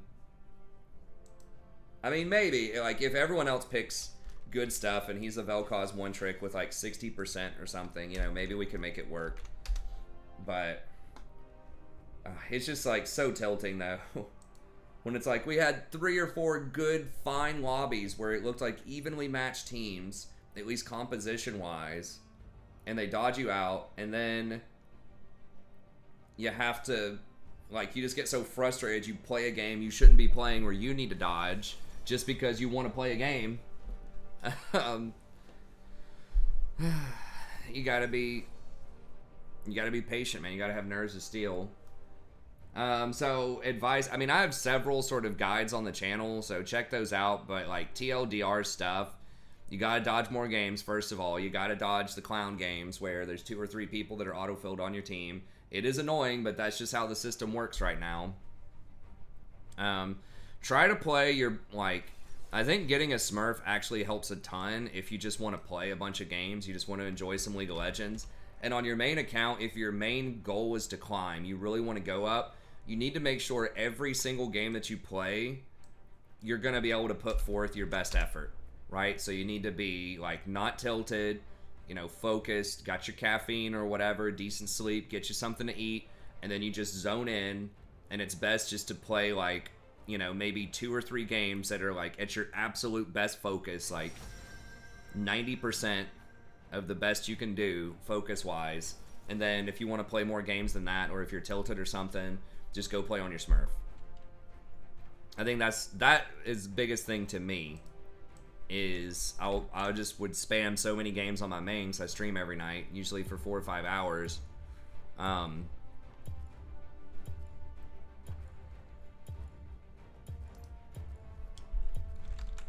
And I think a lot of those games, I just wasn't putting my best foot forward, right? I just was not focused for one reason or another. And so just making sure that you play fewer games, but they're higher quality games to climb up. You do have to play a certain amount of games statistically to move up over time, but I think less is more a lot of the times, especially if you're really focused.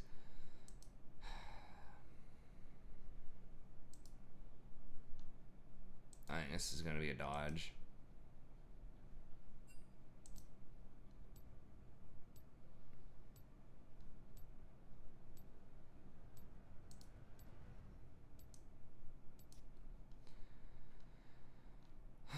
Yeah, we got off-rolled Vel'Koz, off-rolled this guy.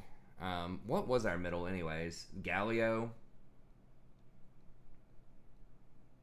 Yeah, it's basically first time Galio on that account.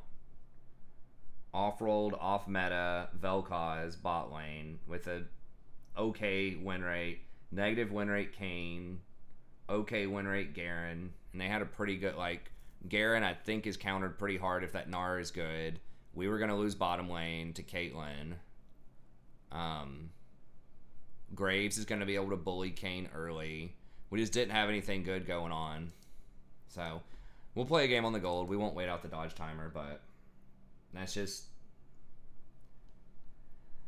It is what it is. We got to be patient. You know, it is... you got to remember, a season really is a marathon. It's not a sprint.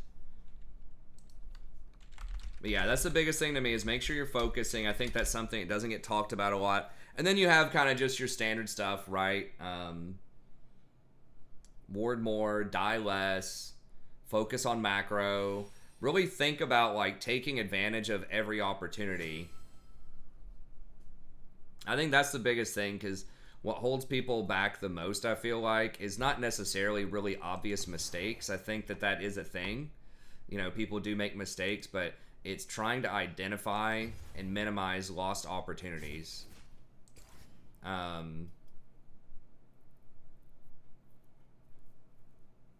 kind of want to play a jungle game. Could play like Nunu or something.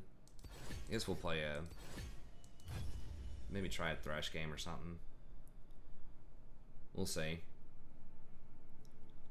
Yeah, looking back at your games is good, but just trying to identify opportunities, right? So not outright mistakes, but just think, am I pressuring as much as I possibly could? Am I landing every auto attack? Am I making them miss as much CS as I possibly can?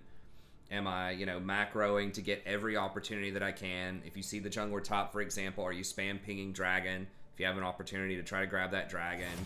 Are you pushing waves before you rotate to create macro pressure? So yeah, just think about your macro choices. Try to just leverage every advantage you possibly can get. Then of course, you know, you could think about champions. Yeah, sure. Yeah, I'm coaching every night, man. So whenever you want to drop in, I'm happy to help out.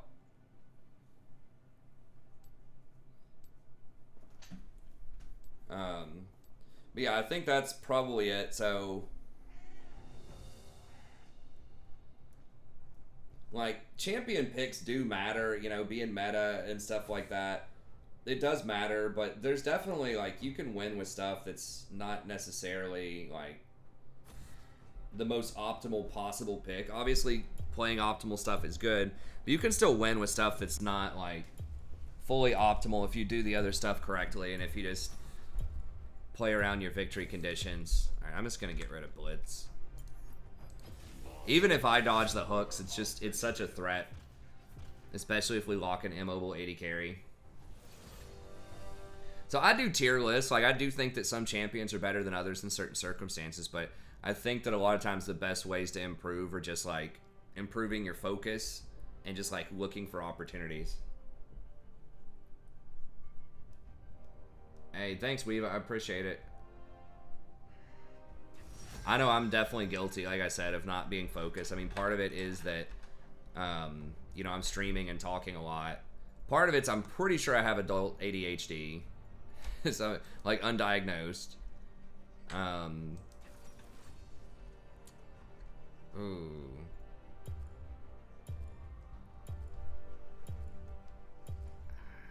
I guess we just Bard. I mean, practicing Bard's not bad.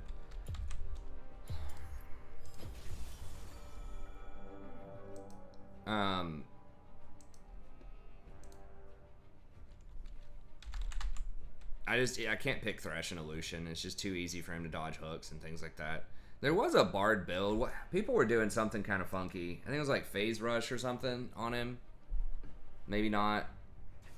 Or building some kind of weird item.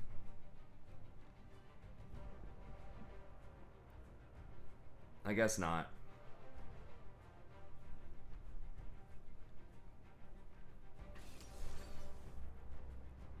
There's a lot of... Shrelia's is kind of one of the big technologies. People are getting early.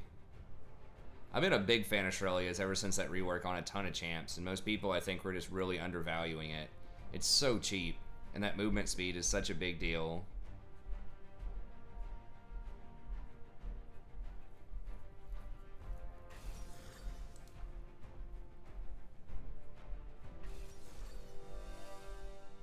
I would have loved to have a Thresh game, but in the dark against Lucian, it's so hard to hit him with hooks because he's so mobile. I'm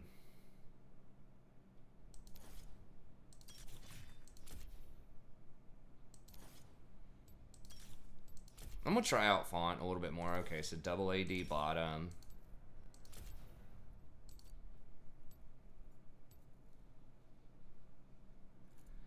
I don't think you really want Glacial Augment Bard. The main reason for why you wouldn't want to do that is you already have a built-in slow. Like, I think once you get to, I think it's 5 meeps.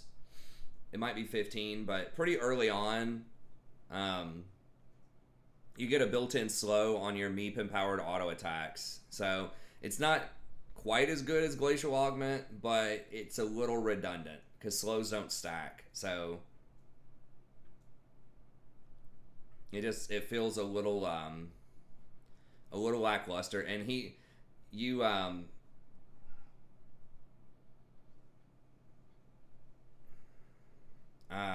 You don't really leverage a lot of other stuff in that tree super well. Like you're not gonna really want stopwatch probably on Bard for the the free stopwatch rune. You don't really want the free boots because you need to be rushing boots early. You don't want to wait 10 to 12 minutes on boots. So like you don't get a lot of value out of that. In the 5% CDR is pretty good. Biscuits are like okay, but you do have a heal with your W. Usually mana is not a huge issue because you can pick up your chimes. So it's like there's a lot of stuff that is not really that great in inspiration tree. I think the other alternatives to Guardian would be like Electrocute. Electrocute and Cheap Shot do add a lot of extra damage early on. So I think that's definitely worth considering, but it has a much lower win rate. And I feel like unless you're going to be getting AP items, so unless you're getting like Athenes early, it's probably not worth.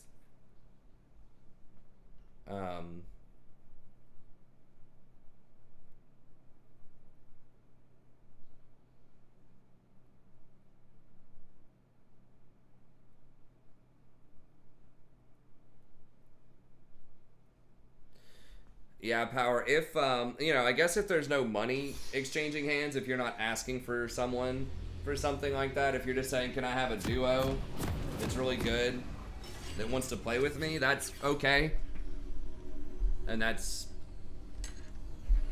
probably what you're talking about. But as far as like, obviously, you don't want to like promote that you'll pay somebody for something like that because that would be a violation of sorts. I've seen some people try out Phase Rush Bard. I wasn't really sold on it, but I mean, it was like a challenger I was looking at. Obviously, they're very good players and very smart, so I was, paying attention, trying to think about it, but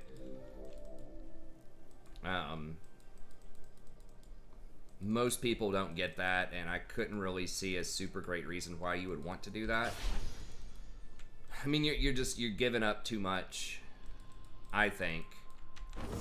Because, like, most of your damage is in your first couple of auto attacks. It would allow you to reposition, I guess, so that you can kite stuff out and not get caught. But, like, you already have a lot of stuff to sneak out of things. Like, you already have your magical journey. You got your slow/stun with your Q. You're already pretty fast with Boots of Swiftness.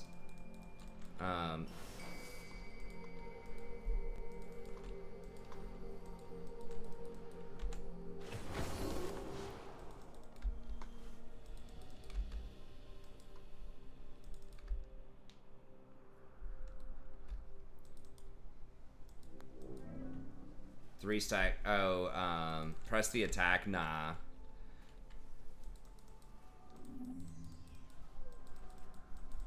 A lot of what bards go, like, if you want something like that, Electrocute's the best thing because your auto attack plus a meep, and then one more auto attack would trigger it. Or a Hail of Blades. But yeah, it's pretty much Guardian's the best one. Guardian's like 3 or 4% win rate higher than the next best rune. And it's the most popular one.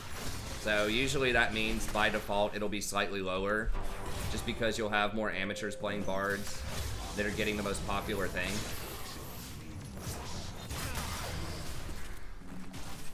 Thank God Lucian wasn't feeling it and didn't go in on that. This comes only.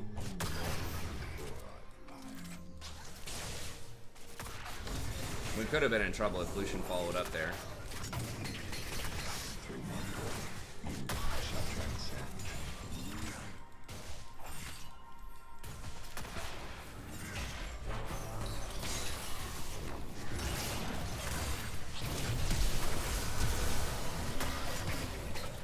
Damn, if I ignited him, maybe. I could have flashed immediately, but I wasn't sure if Lucian was going to go in on that or not, because he didn't go in on the last one, so...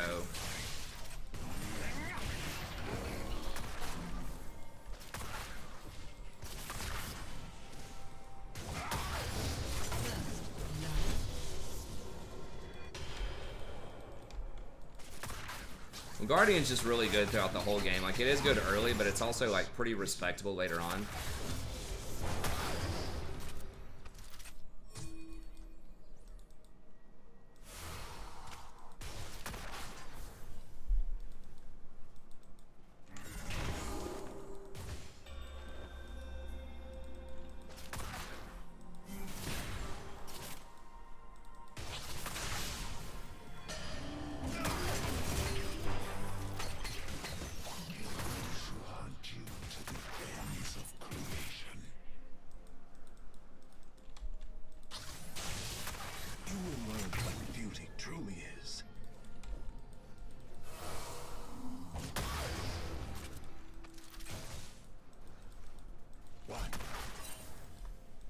I'm trying to step up and pressure as much as I can without getting hooked. Passion compels me. That's what I'm talking about, like missed opportunities. Like, I mean, I don't do that perfectly either, but just recognizing our position of power. Damn it. I really wanted that cannon. And just trying to threaten him and force him to miss some CS. If we can.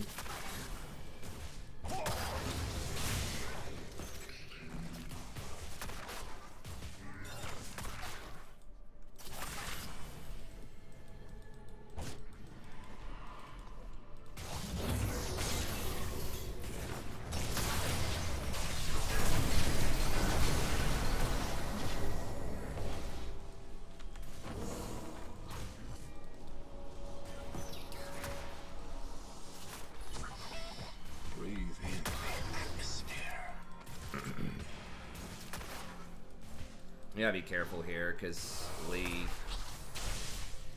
Yeah.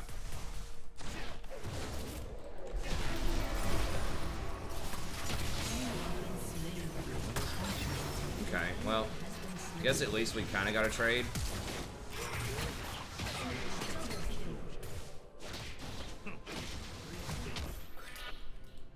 Yeah.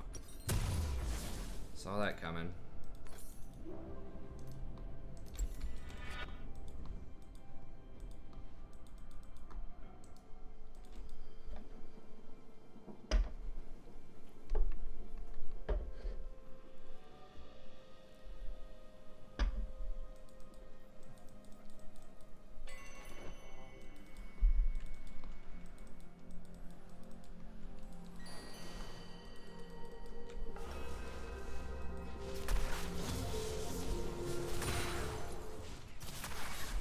Yeah, I should have backed up more, just let the Jhin die, probably, if he wanted it. Because, like, you can't push up that much when I don't have flash. We don't have vision. We have no clue where the jungler is. Like, can you use this word on Dragon?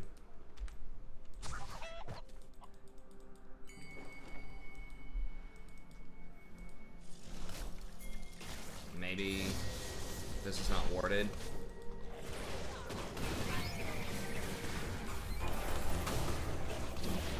Okay.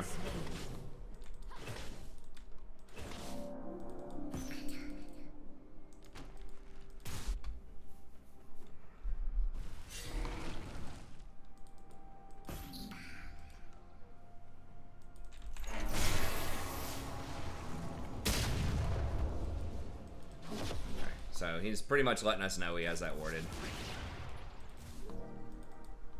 Ranked awards are when the season ends, probably mid-November. Somewhere around there. It usually takes a couple weeks to process.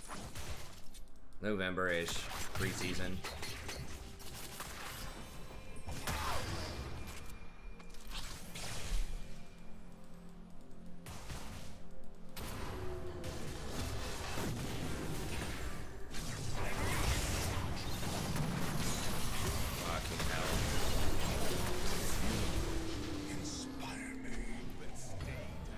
Alright. Hey, thanks, one. We appreciate it.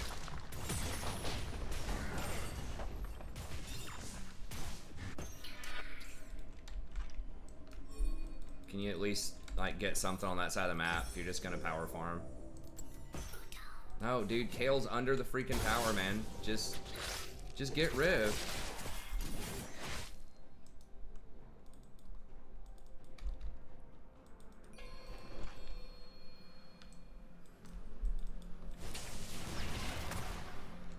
get the freaking Rift Herald. Lee's on his golems or something. He was just bottom.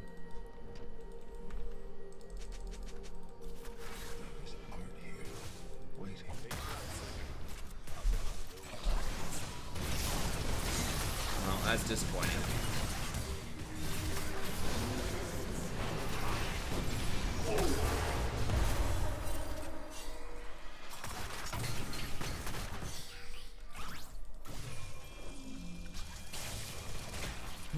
Well, that's disappointing. Now Lee, hopefully he doesn't kill Yone and take Rift top. Okay, can we get Dragon bottom then? Can we do something to like punish? Like if you're not gonna gank, at least take stuff. I don't mind if people don't gank all the time. It's a little annoying when you're getting hard camped, but like... Jin, get your ass over here. Now.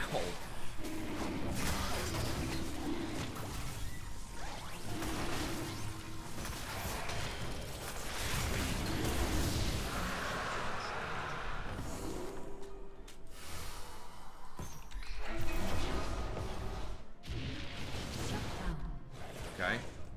Nice.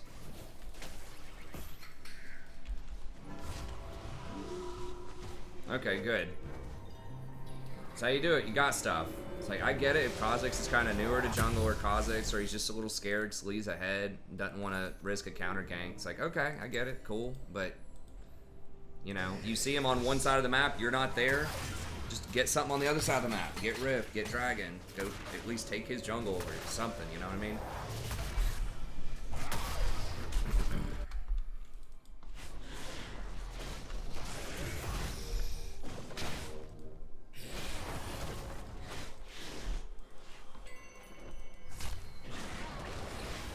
He doesn't even take the shrine for the heal. Hopefully he gets it here in a second. He's just kind of, he's zoned out of it, man. He's listening to some music. Maybe he's high as hell or something. I don't know. Yeah, man, jungle. Let's do it.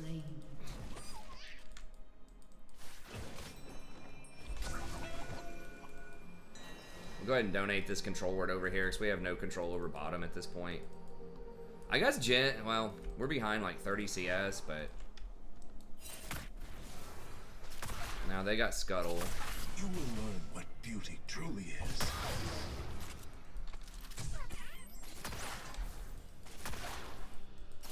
I mean, he's on that right now. I don't know if there's anything they can do about that, but so they're gonna get Scuttle, and then they're gonna potentially like go top with it.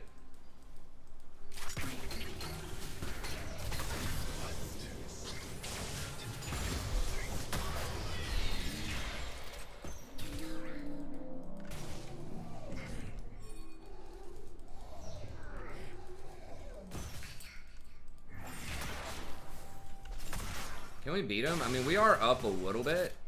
Thresh is kind of injured. Okay. Fuck.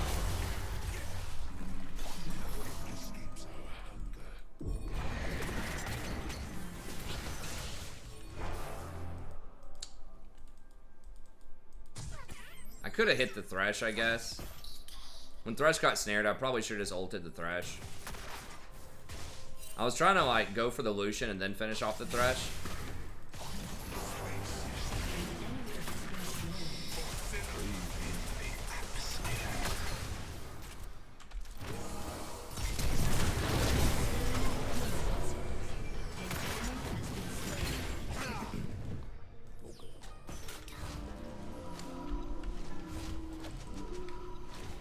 So we know he's on the bottom side of the map.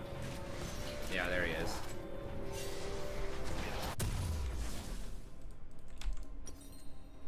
Because he's getting invaded on the top side.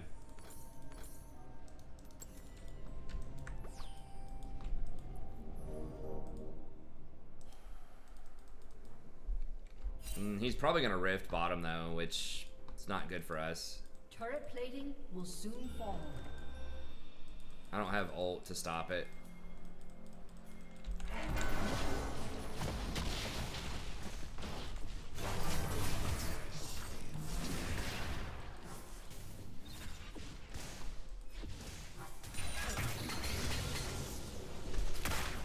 Oh, he already rifted. Where'd he rift? Oh, he used it middle? Okay, I didn't see that, I guess.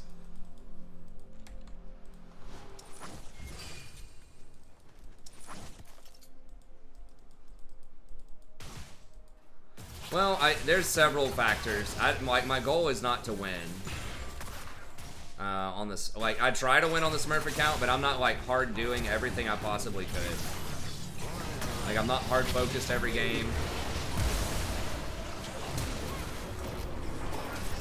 I duo with my buddy. I play jungle. I try to learn stuff that's, like, not my best champ.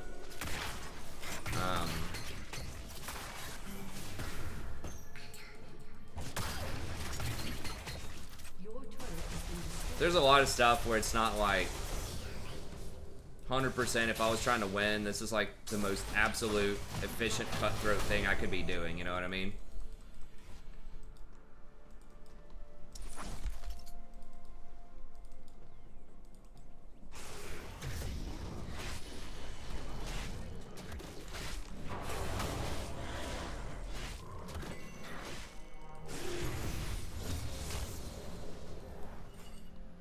Guy, I guess, doesn't even know what that bar, like, that bard shrine's been there for like 7 minutes in his jungle, and he hasn't used it for a heal.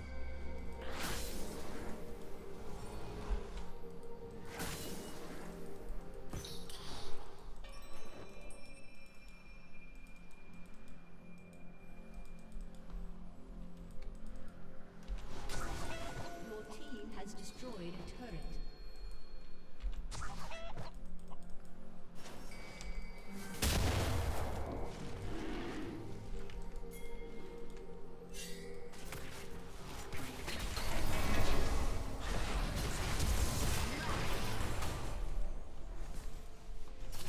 We got the flash.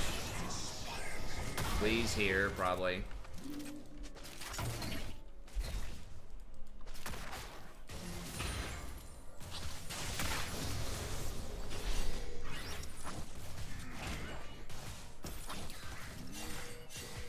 An ally has been slain.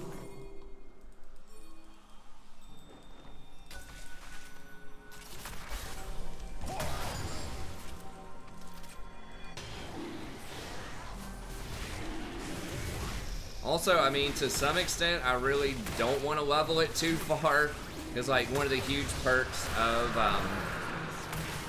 so I don't, like, throw games on purpose or anything, but, like, I don't want to go too far ahead of my friend, because, like, that is kind of one of the major goals, is to help my friend get to platinum, so if I, like, get too far ahead, then I won't be able to do it with him.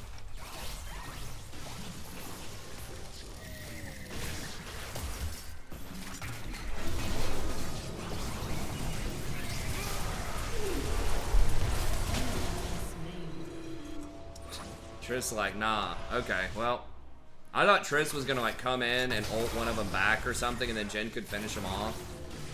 And it's just, it's too much to ask though in this elo, I guess. Because if he comes in and like just ults the Lucian back into our Jhin or something, and then I can like stun the other two or like use my ult to split them up or something, like I think we could have won that, but I thought Triss was on board with it because she walked down next to the tunnel with me, but then she just totally didn't take it, so it's fine. It's too fancy for gold. I think it was an okay play in Diamond, but it's too fancy for gold. I mean, maybe it was just a bad play, period, but I definitely could see that working out if Triss had the confidence right there.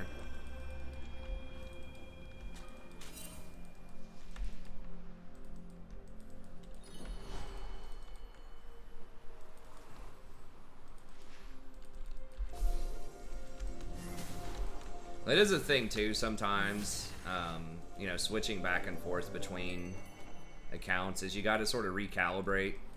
Not to sound too condescending or whatever, but like there are just certain types of plays that work better in Diamond and certain types of plays that work better in Gold. You know, based on the types of things that people are more likely to do, right? So you're going to have more highly coordinated, you're going to be able to pull off more coordinated stuff in Diamond. Like slightly riskier stuff that only works if people are, you know, really confident and can execute the play properly.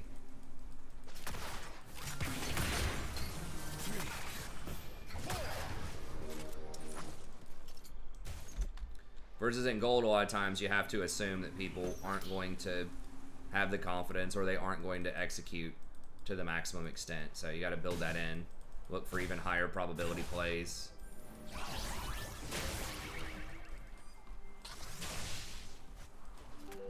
You always want to look for the highest probability play possible, but you also want to take advantage of opportunities. So like in Diamond, me not making that play could actually be a missed opportunity. That like, shit.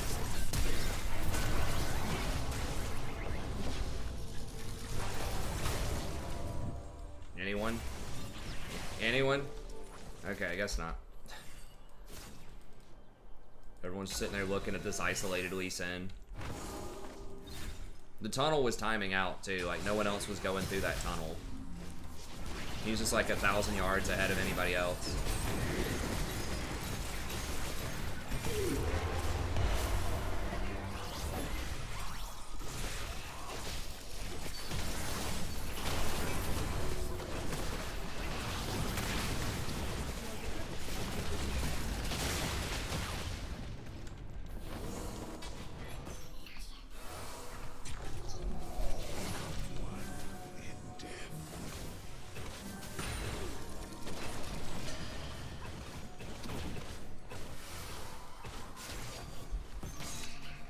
Hey, what's up, Nick? Yeah, I do.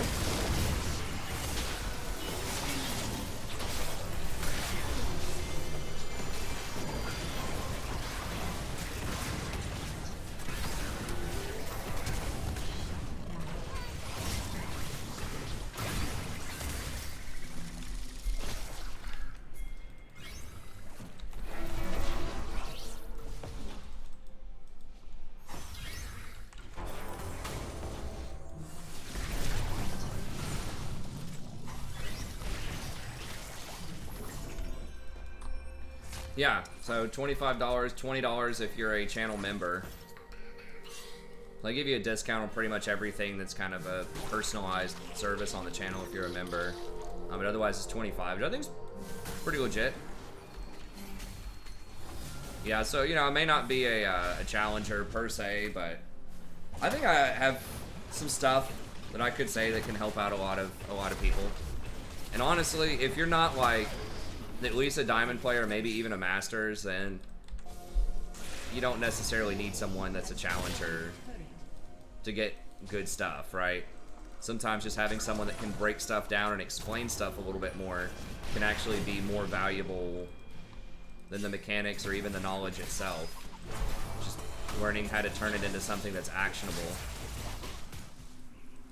Because there are lots of challenger players that are extremely good at the game and they know a lot, but they just like maybe can't break it down or explain it in ways that are like the most useful. Because like teaching is a separate kind of skill. Like you can know something really, really well. It doesn't necessarily mean you can teach it, you know, to its to make it the most useful as possible for different audiences, right? So it's like my background in teaching in at universities for the last like 9 years or so. Yeah. So I mean, it basically is like, do you need a Harvard professor to come in and teach like your high school chemistry class? Probably not, you know. It's overkill. You know, if you just had someone that, you know, understood chemistry and could break it down and explain it a little bit better, then that's probably fine. Because if you're in high school, you don't have to know all the deep theoretical or like aspects of chemistry or the cutting edge technologies and stuff like that, you know. So I think that's what I can kind of, sort of a unique aspect that I could kind of offer.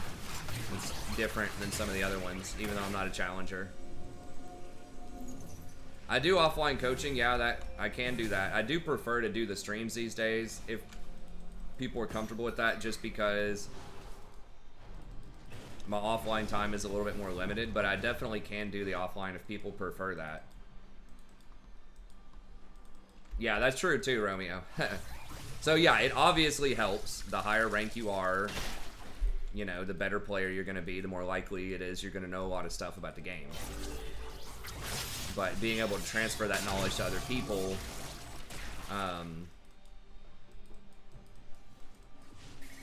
is going to be, you know, something, definitely a factor worth considering.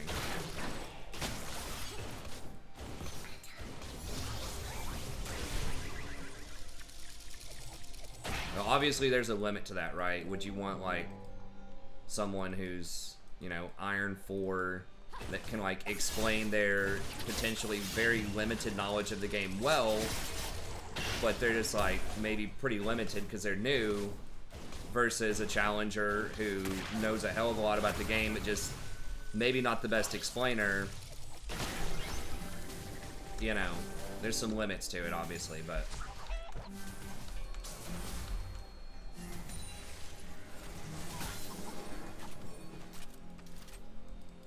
I think I can bring a decent chunk to the table, especially if, like, macro would help you a lot. That's kind of my specialty, like, thinking about rotations, thinking about wave management, stuff like that.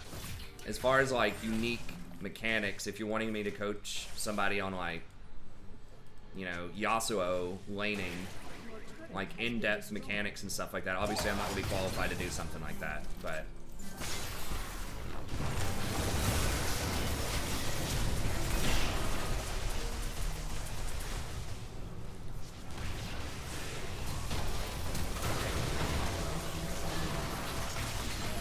What the oh, Lucian flanked around. I could have ulted in there somewhere. I just wasn't sure where to ult. I should have put up better vision.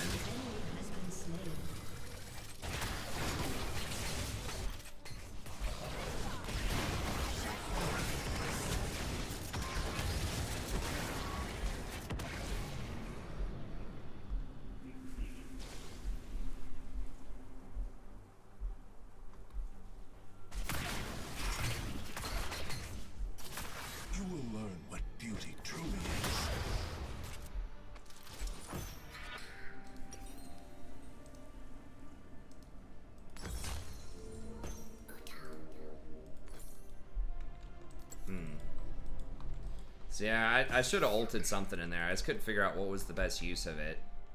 It's like, is it on the Lucian getting away? Our positioning was just pretty bad, and people just weren't really committing to the play, so it was hard for me to know, like, when I should back out.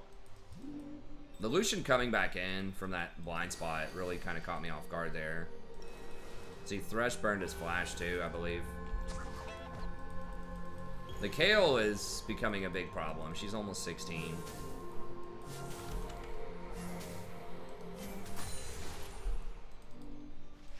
No, there's not any bit. I mean, no one's...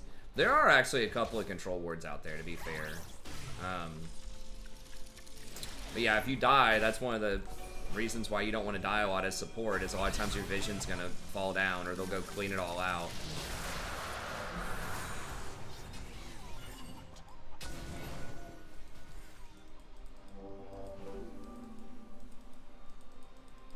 I need to get my fourth ward item transformed too. It's not optimizing. Our team comp's pretty rough. Like, it's pretty bad. On like, Kha'Zix is terrible if he's not like really far behind skirmishing.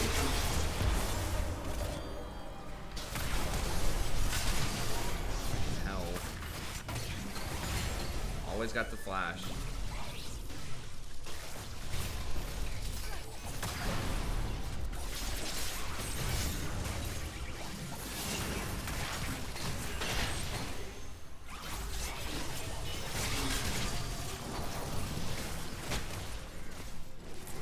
We just have like no CC, no burst damage to follow up on anything. It's like Trist is damage over time, Yone's damage over time, so it makes it really hard to follow up on my limited CC because we can't really capitalize on it. And then of course Kha'Zix also doesn't do a lot.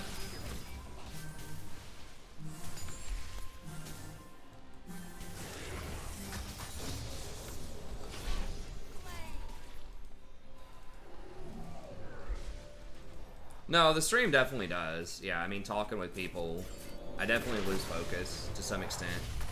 I mean, I'm fine with that. I'd rather have a more informative stream where I don't play fully optimally, but where I just have better interactions with people.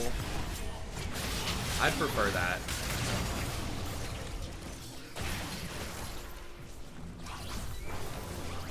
Oh god, I didn't hit either one of them.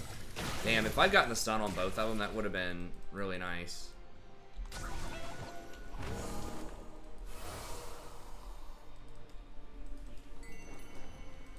Yeah, it definitely does divert some of my attention, but I think, like I said, I think personally it's worth. But I just got to play around that. It's hard. It's a lot harder than people think it is, Lordo, for sure. That's why you see a lot of streamers, especially ones that aren't like the really big name ones that are like good players, not really talk that much during their stream. You know, they'll sit there and just really hard focus and play. And that is another aspect of sort of content creation, is not only being a good teacher and explaining stuff, but being able to put up decent gameplay while you're also like trying to explain stuff.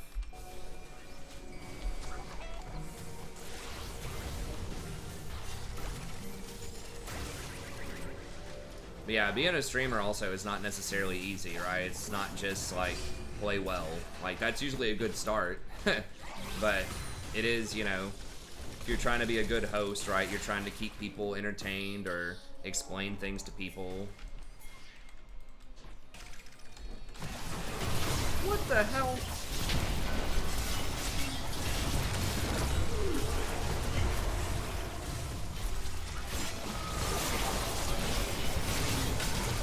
Damn it, I accidentally clicked on it.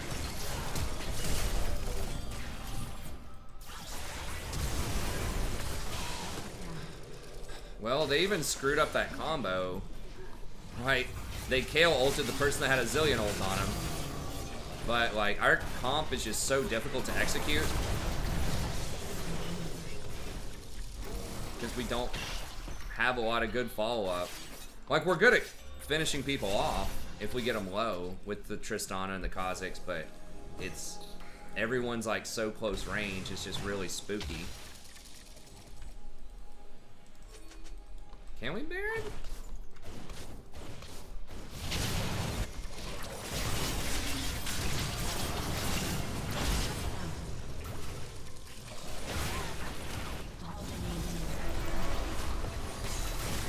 Shit.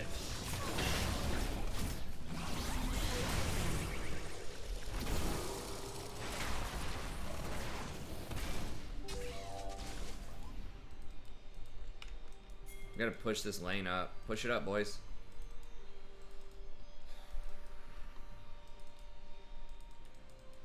Yeah. So yeah, Faker, and you know, a lot of high-end pros probably do not talk a lot while they're playing. It's difficult. These are all different kinds of skills, right? Being able to entertain, being able to focus on multiple stuff a lot, being able to break down your gameplay and explain it really well for people they can understand, being able to actually play well. I mean, people who can have a combination of all of these things are, it's pretty rare to have any of them, but to have like multiple is very difficult.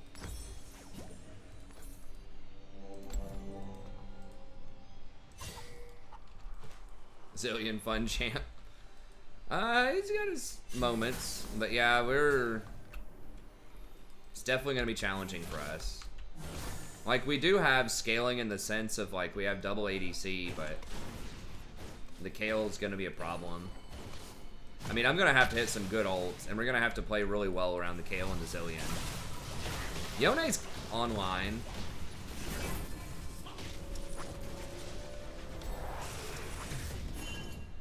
Yeah, the patch is up. Here in about 20 minutes. We can get in one more game if this game ends within 18 minutes.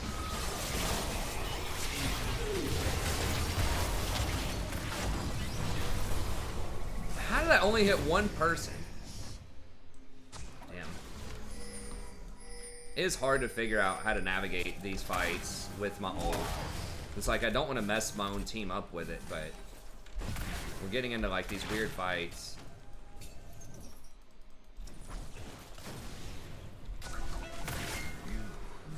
And like we have such a burden of execution because we can't just run at them, right? It's not like we have like a Darius or a Hecarim or something like that.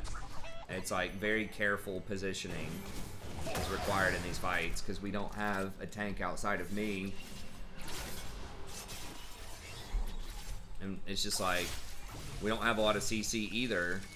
And we do have Kha'Zix as an assassin, but we don't have like a lot of high mobility sort of burst mage type of stuff. We just don't have a lot of stuff to combo with my ult, so they all dashed.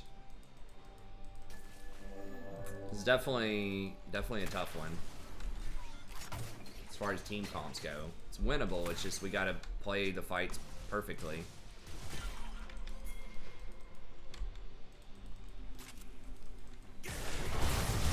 Oh, you done goof, boy. Maybe this is it.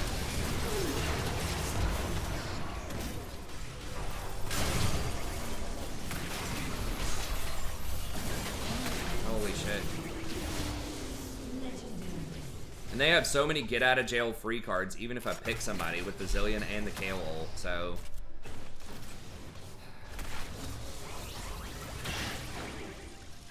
It's tough. Like that Tristana pick. Tristana's doing very well, but it's just like, that just goes to show you the power of compositions, is that it's just a really difficult pick with our comp. And same thing with Kha'Zix. Like, he can be really strong, but with our comp, it's really tough. Like, if that was an 8-0, like a Kali mid or Echo mid or something like that,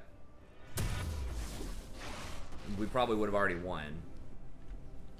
Once again, not to say she's doing poorly or anything like that. She's doing the best she can, but it's like that pick, even though it is high damage, is just creating some major vulnerabilities.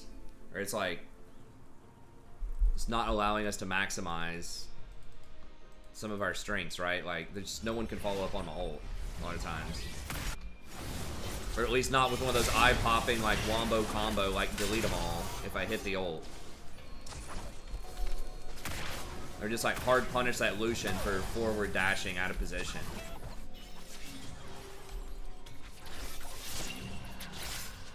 Yeah, the full AD hurts too. I mean, Yone does have some, does have some AP, but Through my work, you shall transcend.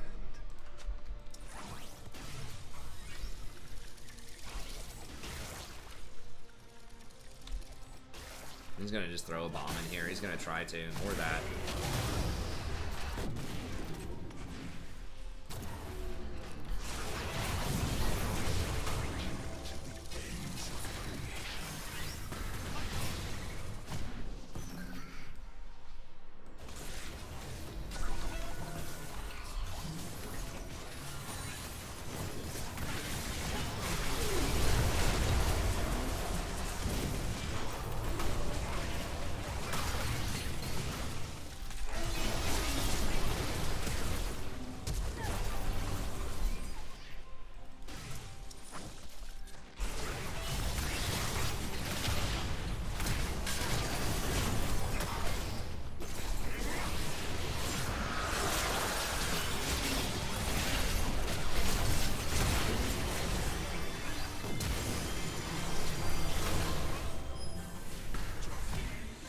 Boys, anybody?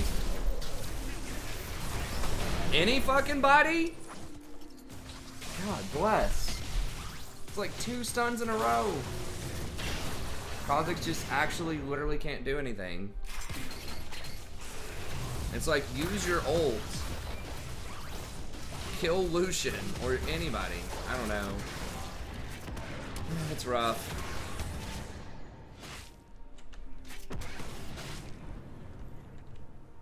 Nobody has the confidence. Like, this Triss does.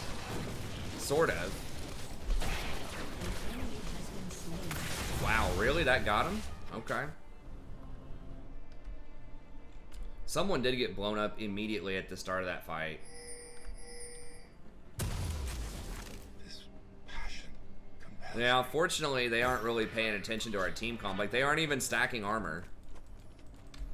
So it's not, they're not even punishing us as much as they could, and we're still, like, having a hard time just because of the structure of the comp. I mean, it is challenging. Like, Kha'Zix is hard to play, right? Like, but you got to position for it. You got to try to pick people off. Like, they were running through the jungle where they had no vision in our jungle, chasing people all over the place. Like, there has to be an opportunity where you can leverage those bushes and use your ult and weave in and out of vision to either kill somebody or at least put them in the hospital, right? He has a very low damage build, but feels like there should have been something, right? Like that Lucian who came in late, like, I think he's the one that got the dragon. The Lucian who came in late through the try, like, Kha'Zix could have been waiting there to pick him off, for example. You just got to be looking for those things if you're playing an assassin, right? You got to be looking for those opportunities.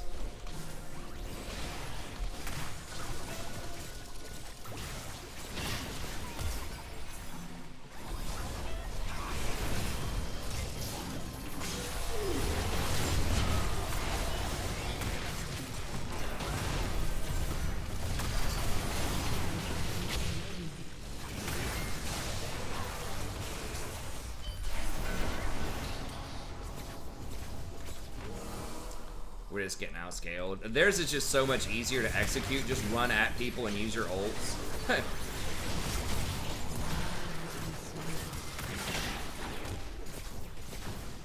Ours takes much more careful positioning. And that's why team comps matter.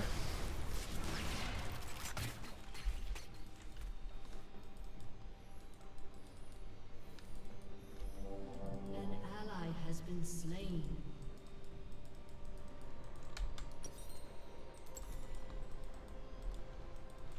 You know, Font is actually putting up some pretty good numbers, I think. I feel like 1200's a pretty good amount of healing. It's because you have a built-in slow with your ult, and you're already getting a decent chunk of health if you go for Dead Man's. So that might be better than Demolish in some situations.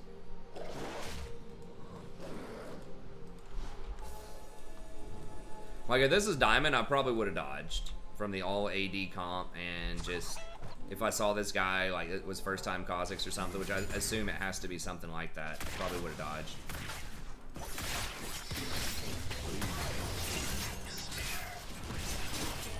That's another reason why, like, the win rate on the gold account is a little bit lower, is just because I don't focus, don't dodge, try out different champs, all that kind of stuff. Almost never dodge when Jason's on my team either. I just don't want to make him wait, so I just try to play through it. Enemy killing spree. That's part of why our combined win rate is a little bit lower than my standard win rate too when I play by myself, is because I never dodge with him. And that is going to lower your win rate by a couple of percentage points. So yeah, they're going to get soul. So I'm just cleaning out this vision. There's really nothing better for me to do right now. Because we got 2 people dead, so there's no way we can contest that objective. I guess we can try to hold at this inhibitor maybe.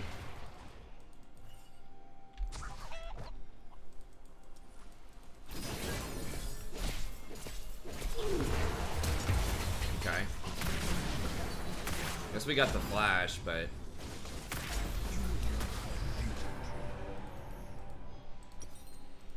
Your turret has been destroyed.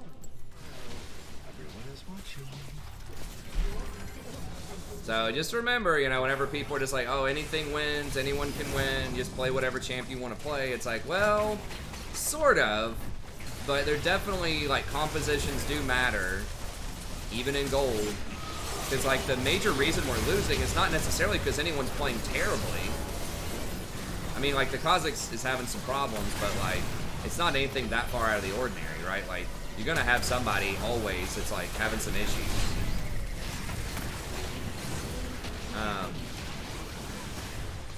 It's just the composition. Because it's, I mean, a huge part of it's Tristana middle. Even though she has a good stat line.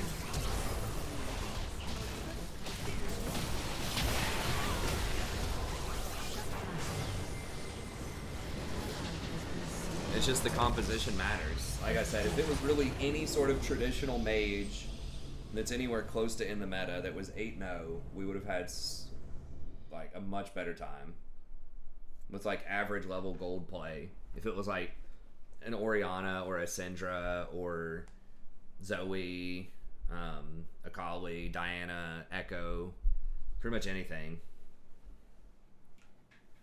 Ivern's very strong in solo queue. Very strong is probably a little bit generous. All right, we can maybe get one more game in here before the servers go down. Very strong's generous. I mean, he's probably got like a what, like a 52% win rate or something at most. It's probably closer to like 50. When I'm thinking, if someone says very strong, I'm thinking at least 53. It's a number in my mind. Like 54 is getting into OP territory. There's actually not that much stuff that's at 53 that has like a high win rate or like a high pick rate. And that's why I think the game's pretty balanced right now, honestly. Like you've got Annie. Nunu is probably the most like widespread strong champ, I think, for solo queue right now. He's got a 6% play rate and a 53% win rate. But there's only like what, 1, 2, 3, 4, 5, 6 champs that have 53 or higher win rate, which is great. I mean, there's almost always in the past, right? There's something that's like weird that's got a you know, like 55 to 60% win rate. Yeah, or a Volibear jungle, or like, I don't know, a Maokai top. Really almost anything.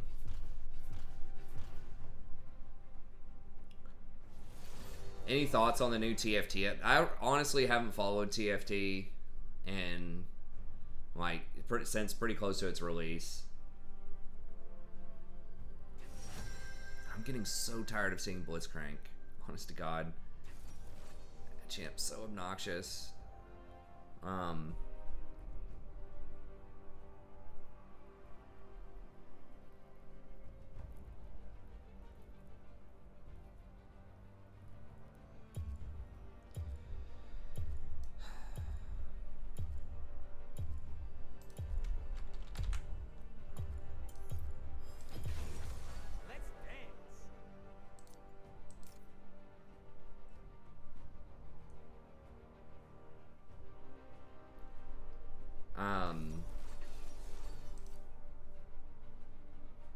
So yeah, it's probably cool. I mean, I enjoy the game to an extent, but I only have so many. Nah, I don't. Leona's such a risky pick. I don't know. Like, Leona can work, but if you get camped or your ADC is just like not on board, it's just rough. Where is Ivern? Yeah, he's 50%, so I mean, I wouldn't call that like particularly strong. It's okay. I like Ivern. Now, that 10% increase to his slow that they're giving out is pretty good. That might move him up a percentage or two, but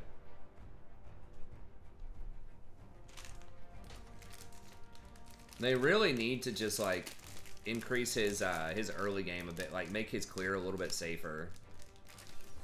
Like not cost as much health or something. Oh my God.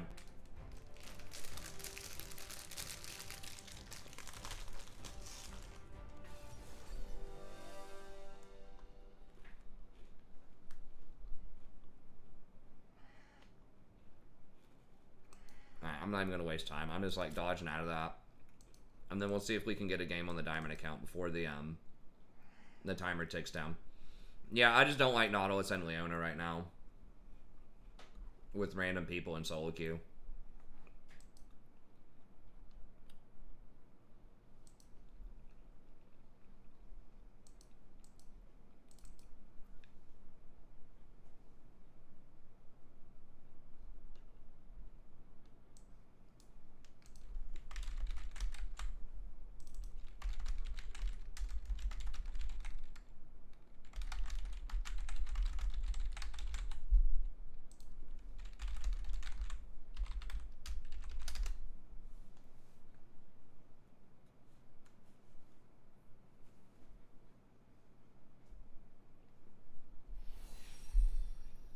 So yeah, TFT is probably pretty cool. I enjoyed the game, but as far as like specific stuff, sorry, I don't know why the camera is tripping. As far as specific stuff goes, I'm just not in the know enough. I really do wish I could play more games. Like I would like to play TFT. I'd like to play an RPG. It'd be really fun. Play like try out Final Fantasy 14 or something, but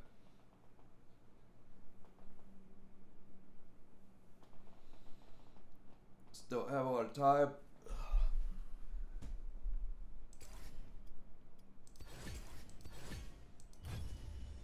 Servers are going down at 4:30. So we're in queue. I don't think it'll kick us out of queue if we've already queued. We actually just started the queue with 1 minute to spare. So we'll see if we can get a game. It doesn't kick you out of the games. Like basically it does the update at 6:30. So it just shuts down the ranked queues an hour and a half before the update. So that people can stay in queue, I believe. And once they're in the game, they can finish their game before the server goes down. So there's no way, pretty much, that anyone is still going to be in a live game by the time the servers go down.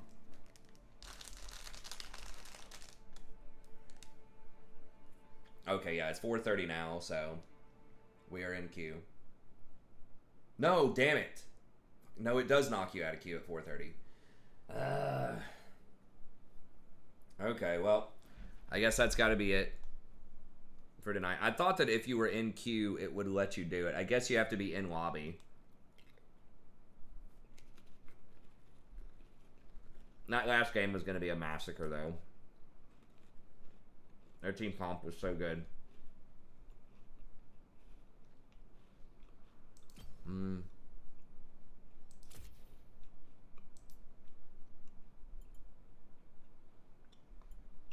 Nah, I could do a normal game, but